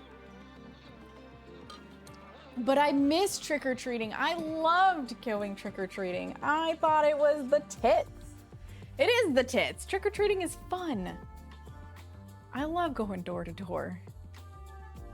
Maybe I should just pick a random neighborhood where I will never see those people ever again in my life. Like Queensbury. And go trick-or-treating. Heaven since was not living in a relatively affluent neighborhood. That's fair. That's fair. Like, I kind of want to go trick-or-treating next year, maybe. We'll see. We'll see. Maybe I will, maybe I won't. To be fair, you know, with the right makeup and whatnot, I'm short enough. People may not even realize that I'm in my 30s. We should. Seamus can pretend to be my dad.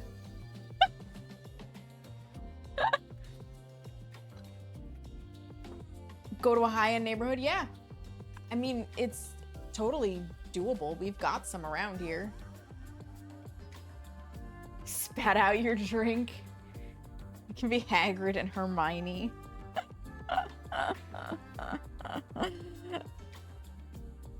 There are some places where it's illegal for anyone over like 12 to go trick-or-treating unless they're a parent with... That's wild, Opal. I cannot imagine making it illegal to go trick-or-treating because you're too old. I trick-or-treated right through high school. Every year, without fail, I went trick-or-treating. So I trick-or-treated until I was 18 because I turned 18 in my senior year of high school. So that was the first year I think I didn't trick-or-treat because when I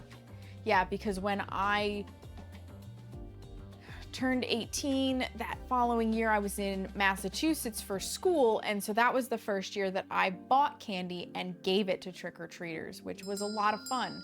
I really enjoyed it. May, hello, welcome in, how are you? Ooh, Seamus. Because of delinquency. You know what? That's... I'm gonna get on my soapbox for a minute. I totally understand that they had the best of intentions by making an age limit for trick-or-treating because of delinquents. But being a delinquent usually already involves breaking the law, so you don't technically, in my personal opinion, need to make another law about breaking the law that they're already breaking, right? So, personally, I live by the you can't legislate morality kind of mindset in some ways, and that is definitely one of those where it's like, yeah, now you've basically said that a 13-year-old who's not ready to give up the magic of trick-or-treating has to, because what was probably a few bad apples spoiled the barrel, and you made an extra law on top of it. And it just, I don't know, it feels bad. It feels bad. Right? I would rather see high schoolers trick-or-treating than not too, May. Most of them are pushed by, you know what? And I appreciate church groups, but not for that. Please don't. I could see it, and that's the thing, like, I imagine it's probably HOAs that are making it illegal and not states or counties. I could be wrong, but that's my guess. Speaking as a minister, churches should keep their noses completely out of politics. You can't, yeah, morals are hard to legislate. Morals are very hard to legislate because if you think about it, and it probably was a thing at one point, but based on the morals of a very strict Catholic upbringing, sex before marriage is a huge no-no. Can you imagine trying to not only legislate that, but then enforce it legally? Can you imagine having sex before marriage and somebody finds out and they're like, oh, nope, that's 10 years in prison for you. How dare? Just, it's so wild. And I know we laugh about this kind of thing now, but I'm sure somewhere in history, some equivalent of that did happen. And it's just like, what? It's been a while since you saw an article about it, but most were municipal. Okay. Interesting. Yeah, no. I would like to go trick-or-treating again. I just need to have the balls to go trick-or-treating again. God, I will be 37 next year. But it's fun. I like it. I enjoy it. Maybe I should just borrow somebody's child and go trick-or-treating with them.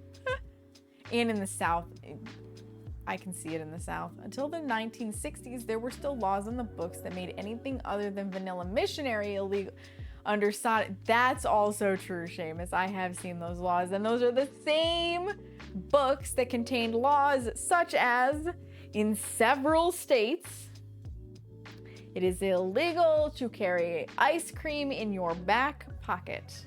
It is illegal to get on a streetcar after having just eaten garlic and having garlic breath.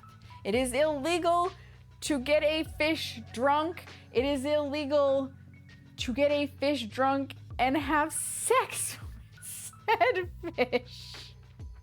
You can't make this shit up.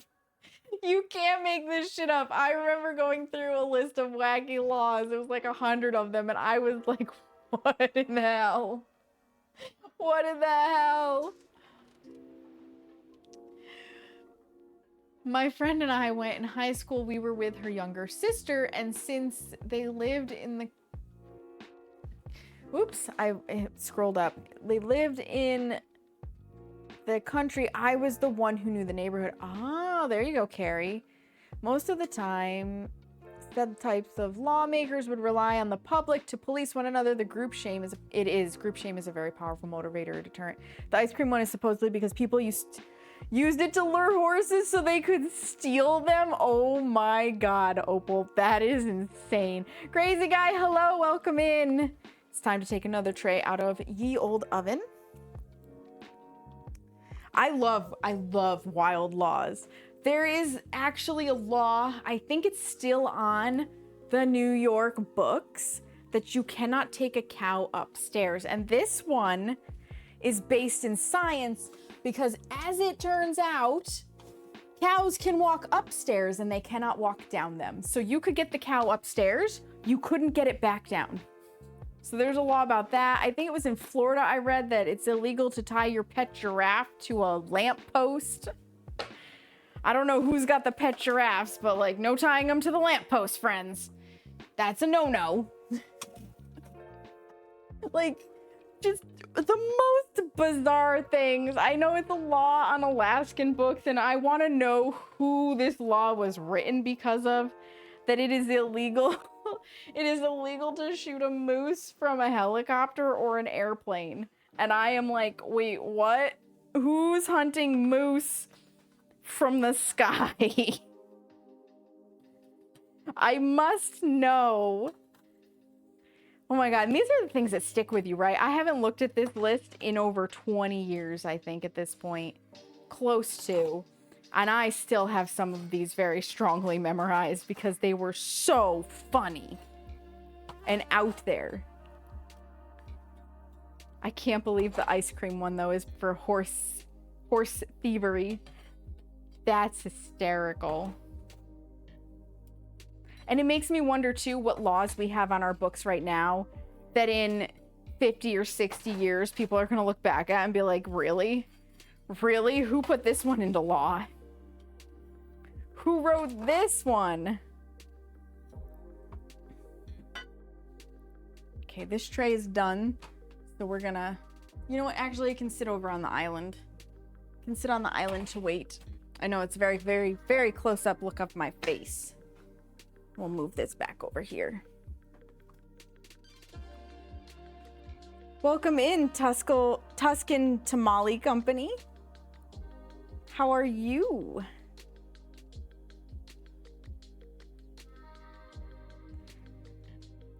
I'm just scrolling back up. Posters, yeah. So in New York City, a good couple decades ago, you could not walk around topless. However, men were allowed to walk around topless. So a bunch of women went to the court and in New York, it is illegal for a woman to be topless anywhere that a man can be topless. That is 100% true. And I think that's actually, you know, a good thing because it's stupid otherwise. You can't go fishing in Chicago wearing pajamas. Oh my goodness. Poachers are killing them. Oh, gotcha. In San Francisco, it's illegal to walk backwards with a penny in your ear. Free the nipples. See, these wild laws are great. I'm here for it. I'm here for the wildest of the wild laws. They're just, and it always makes me wonder what prompted it, who wrote it, because some of them you're just like, okay, clearly like the garlic breath one on the trolley. Somebody just really liked their Italian food and other people were annoyed. I know in London there's one where you're not allowed to walk around with a fish. And now that one was put in place because sometimes on hot days the fish would start to smell, but it's a law that's never really seen. Yeah. Or it was just it could have been anti-Italian. That's also true. I also think some of it is the, I know there's a term for it, but I can't think of the term. But basically, somebody's trying to push a law into effect that another politician thinks is just so dumb. And they're like, well, if you make that illegal, you might as well make XYZ illegal. And I have a feeling that some of these laws came about because of that. Like, for example, when the seatbelt law was put into place, a lot of people were like, this is dumb. There were anti-seatbelt law protests, right? We now know today that the seatbelt is actually very helpful in maintaining your life should an accident occur. But I can totally see how a whole set of politicians were like, this is the dumbest law. We don't need to legislate this. And so they were like, well, if you want to make not wearing your seatbelt illegal, you might as well also make, I'm just going to throw something out there,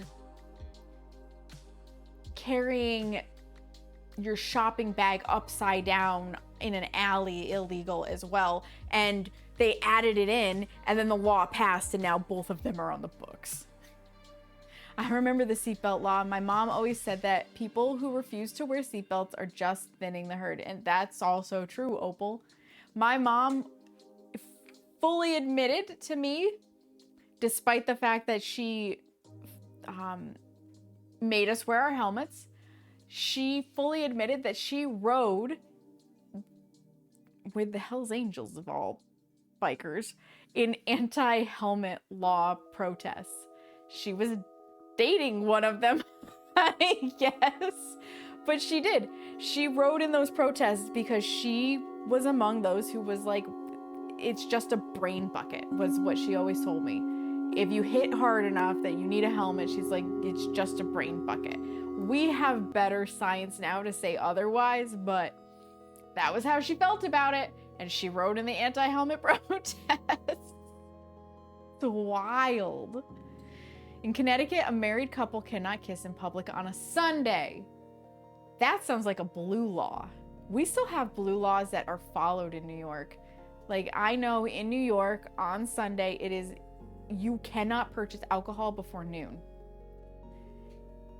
And you're not allowed to sell alcohol before noon. I remember learning about that, not because I wanted to buy alcohol on a Sunday, but because I was working at a convenience store that sold alcohol.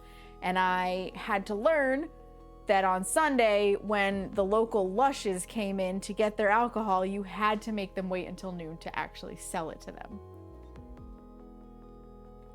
A protest, protesting, protest. Yeah.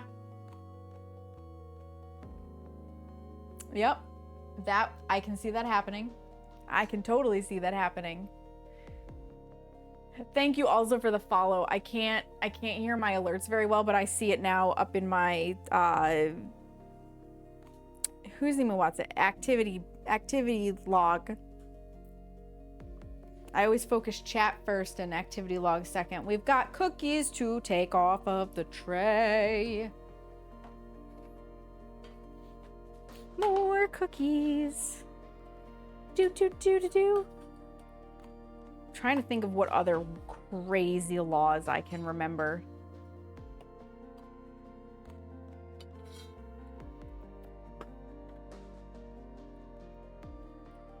Oop, I almost dropped the tray. That would be bad. That would be bad. Kindly hold on to the tray, hands. Thank you very much. Do appreciate. Are you supervising Smeagol from the chair that I pulled out from the table to make it accessible to my tray rotation? He's literally sitting in a chair right over there. Just kind of keeping an eye on things, as a good cat does. You know what? So you don't get a giant dose of my face. Why don't I come this direction? We've got 3 minutes on the clock. Towards the end of the tray that's in the oven to the next tray going in. And normally around this time I would be like, you know what, why don't I go back to being desktop Sam, and we'll find a nice comfy cozy place to sit and hang out, and then I'll finish the rest of the cookies on my own. But they go so fast that I don't actually feel comfortable in going in to be desktop Sam and then not missing the timer. How many minutes on the cock? On the cock? I don't know. Seamus, how many minutes on the cock? On the clock, we've got 2.5. I think it was you as well, Opal, who accidentally put in cuck wagon instead of chuck wagon. Those nice little missed keys. Unless you're intentionally asking me with that, in which case Seamus will have to let you know. I don't have that particular anatomy to share said information. This one wasn't a typo. I love that. Not gonna lie, I would like to see a cuck wagon. I mean, I am sure one exists if you are brave enough to risk your search history to Google it. I can only imagine. You said clock, my brain said cock. I love that, Opal. Your brain is a magical place. Your brain is a magical place. True, that is what incognito is for. Unless you're like me and cannot be bothered and you just Google anything. Because that's my life. I literally Google whatever I feel like. People were like, there have been plenty of times that people are like, put your browser in incognito mode first before you do that. And I'm like, nah, can't be bothered. Cannot be bothered. Search typing, go! That's me. I've not made homemade crackers, Tuscan. I have not. They actually haven't even crossed my radar. I don't think it would be impossible. It's just not something I ever considered. It's not something I ever considered. I like my cookies and my cakes. And my turnovers. Oh, there's something we could make. You know, I've never tried making laminated dough before. And you have to do laminated dough for, well, yeah, ideally laminated pastry for, laminated puff pastry. I'm wondering what makes it puffy. Anyways, let me finish my thought. For turnovers, there's no way in hell I'm going to allow extreme morning sickness into your search history. That's fair. That's fair. Well, I searched it up and everywhere that I searched says it's usually just a misspelling and not a real thing, which is sad because I really do want to see a, well, maybe you should invent it, crazy guy. There could be good money in inventing the cuck wagon. Just saying. Somebody made themselves a millionaire, probably a billionaire at this point, off of inventing the pool noodle. So don't doubt yourself. Don't doubt yourself. Okay, this tray goes in. And then when this tray comes out, we'll go find a place to hang out. Because it's fine if they sit and cool a little bit too long. It's not okay if they, words, I have them, really.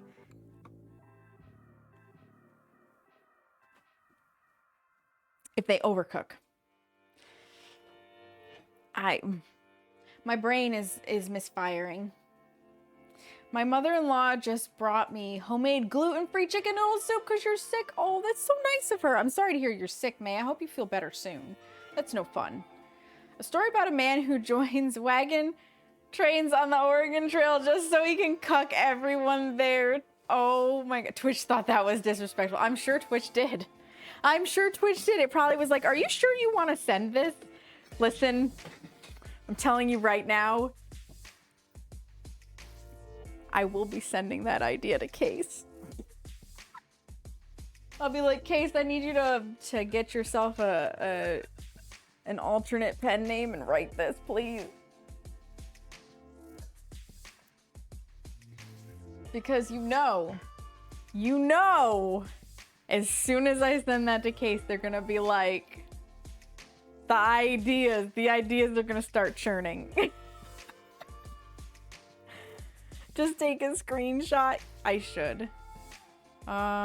It is this. And then it's this.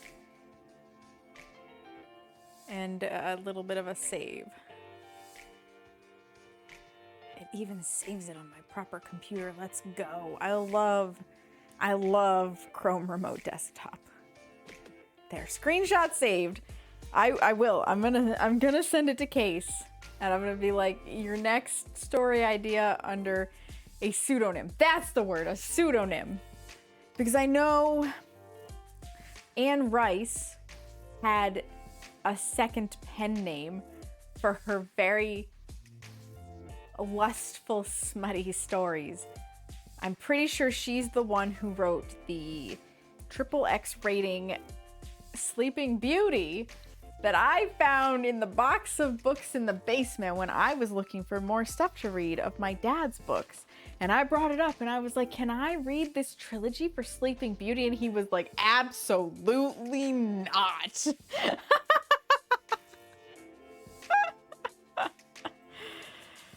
Yeah.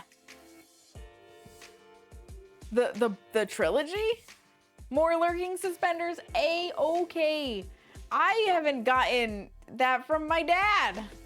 I still have to re-find those boxes. Everything got shuffled. The edition got put on. You know I'm gonna find them. You know I'm going to, and then I'll read them. And I'll be like, this is classic spicy literature. Because spicy literature is all the rage at this point, which is hilarious. I remember too, we cleaned out my great-grandmother's house after she passed away. And I was over 18. I think I was 18 or 19 when she passed. Probably 19. I think I was back from college. And I was old enough to obviously know what sex was and to be sexually active, but I was still young enough to be naive about adults and how they spoke about sexual activity, right? And finding smutty books in your great-grandmother's house as you're cleaning it out is a whole experience that I highly recommend for everybody. See, I wouldn't have said anything. I would have read those and then just put them back. Then, just to make someone feel a little crazy, as I would occasionally bring up lines from those books, just to think for a moment that you may have read those. But see, the reason why I asked my dad was because I was pulling from his collection, and that was kind of like the rule. And I followed the rules as a kid. I was a rule follower. I'm gonna snooze this ad that's trying to come up. Yeah. So I was being polite. I was being respectful. My dad would be the one. We're gonna take a little spinny spin here. My dad would be the one, however, who would realize that I had an interest in Japan. And he had some books with Japanese style themes. And he gave me one to read called Samurai, because it was called Samurai. He forgot the contents of said book, and it was nothing but sex. Nothing but sex. So I read it, and then I gave it to my closest friend at that time, Brendan, so that he could read it, and we giggled about it. Because you have to understand, we were 15 or 16 years old at this point. Like, we're young. Way too young to be reading this style of book. It was porn on paper. And then I handed it back to my dad, and I was like, hey, Dad, I don't think you meant to hand me this one. And he's like, why not? And he looked at it, and he flipped it over, and he was like, we're not telling your mother about this. It was great. It was glorious. Was phenomenal. To this day, she doesn't know because I never told her and then she died. Hi, Seamus. Yes, you were a rule follower until you blamed your siblings for shit. Listen, that's a whole different story.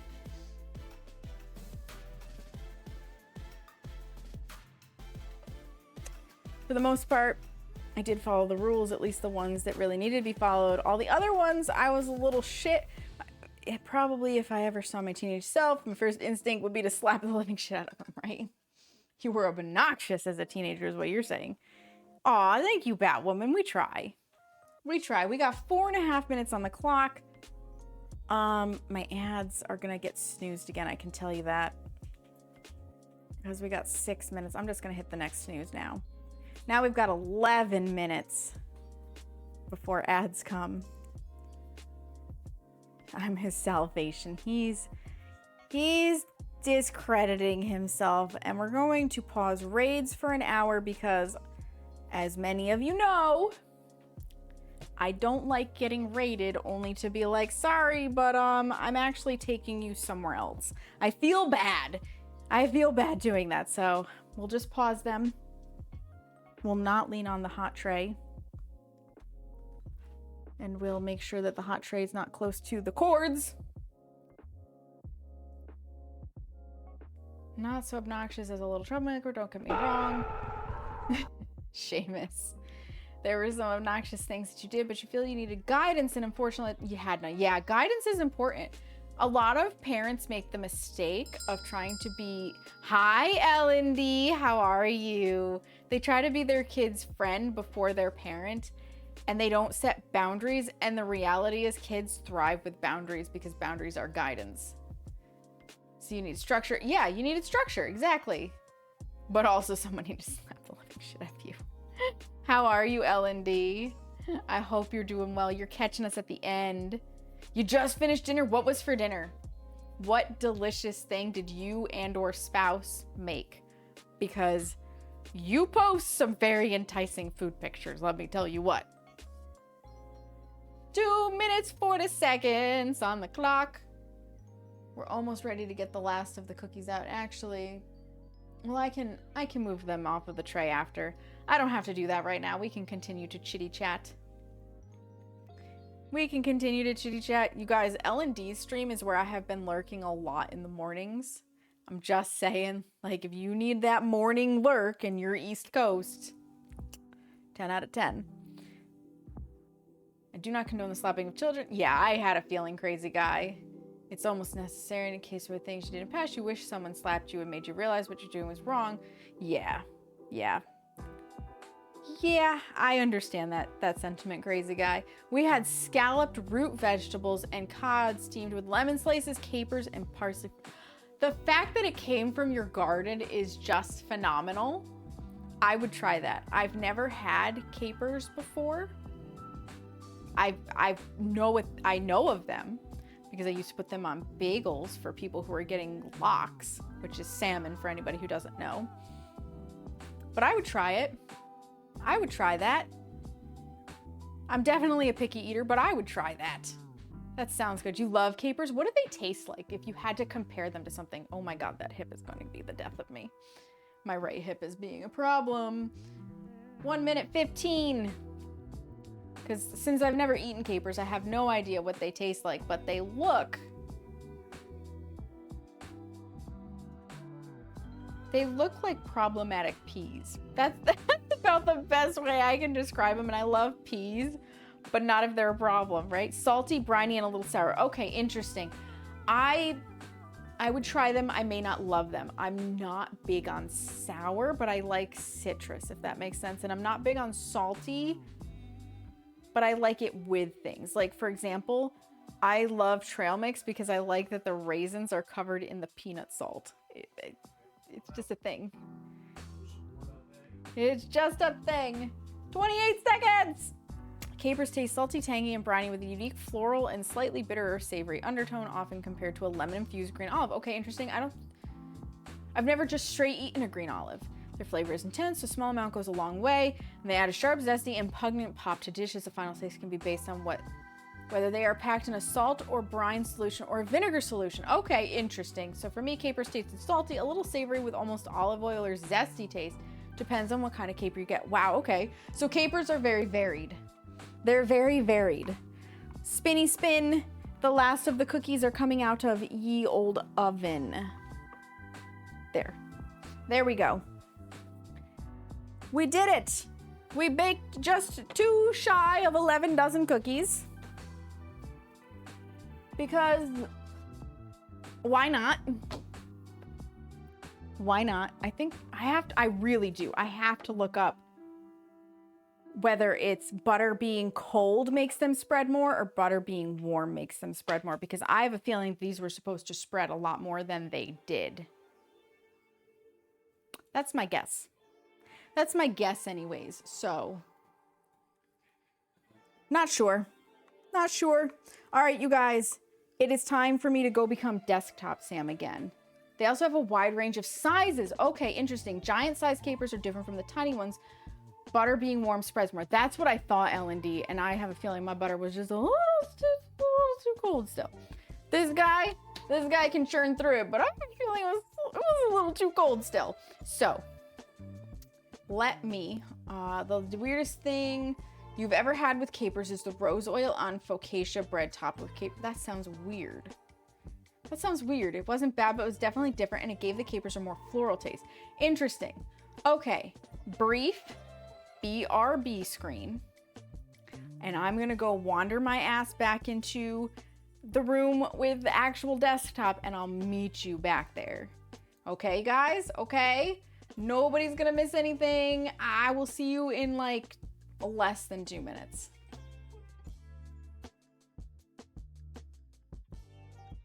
I'm a bunny, so I'm cuter. I'm a freaking Goomoss. Have you seen a giant Goomoss So? yet? Yeah, they look like giant nipples. I beg your pardon. Goomoss look like giant nipples. Nuh-uh. Mhm. Look at this guy. He's adorable. Giant nipple. He's adorable. Giant Or giant nipples. nipple. Look at how cute he is. And look, it's probably squishy like a where a nipple is. Boobs. Just start it. Alright. Oh my fucking god. He tried to walk into my closet. It's over. You tell him it was occupado? Can't have a decent. No panicking. I'm back. It's okay. I love the Siri Bop table flip. There we go. It's Desktop Sam. Oh my goodness, you guys, we did it. We made so many cookies. We had all of the lovely conversation. My hip is being the entire problem today, apparently. I see ibuprofen in my future. SiriBot is wonderful. SiriBot, best bot. If there were ever going to be a bot that I donated to for the production of, it's SiriBot. Like, saves my ass. Capybara. I forgot about the capybara facts. The capybara's feet are slightly webbed, which makes them excellent swimmers. I love that. I just love the fact that capybara are a thing also, by the way. Can we just say? They're as good as platypus. Chavis, thank you for the giant emote. I appreciate it. Let's see who's on. Cat. Oh my god, they've got cat facts too. Cat's hearing is much more sensitive than humans and dogs. Good old cats. Good old cats. I do love a cat.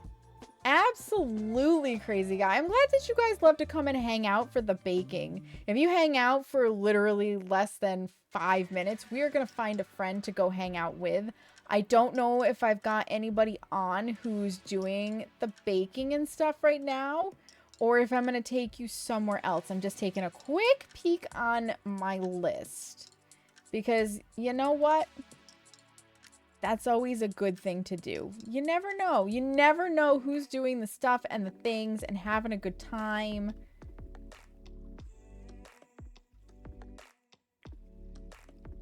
Does it not work if you do a response?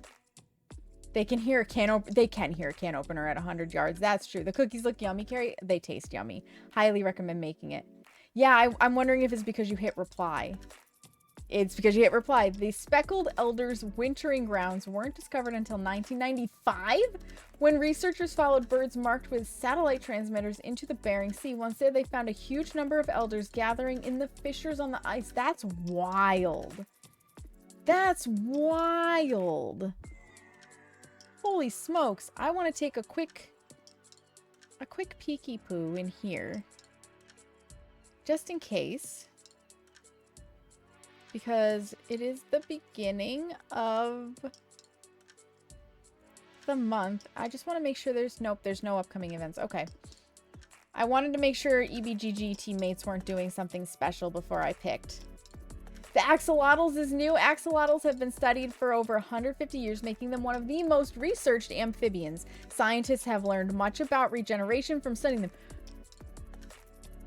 Are we going to be able to, like, regrow limbs because of this study science? Questioning minds want to know. Harpy fact. Seamus is on it. He's going to try all of it. He's going to try all of it. What is this game? 'Cause I don't know if have we raided Cherie before? I don't know if we've raided Cherie.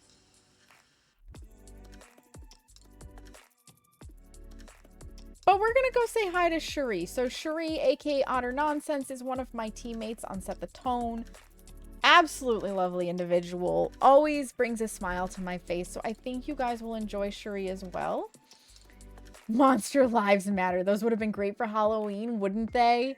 Wouldn't they? It's not just axolotl. They're doing the same thing with jellyfish and some sea anemones. They have a gene in them that allows stem cells to regrow limbs. So yes, they are looking into it. Can you imagine? And they have been successful in regrowing like a finger to a mouse, but they haven't done it on a fully grown human yet. That is mind-blowing. Science is incredible. Science is incredible. That's so cool. All right, you guys. If you're not already, get your butt in the Discord. If they're also looking at starfish, maybe, Kags. Maybe.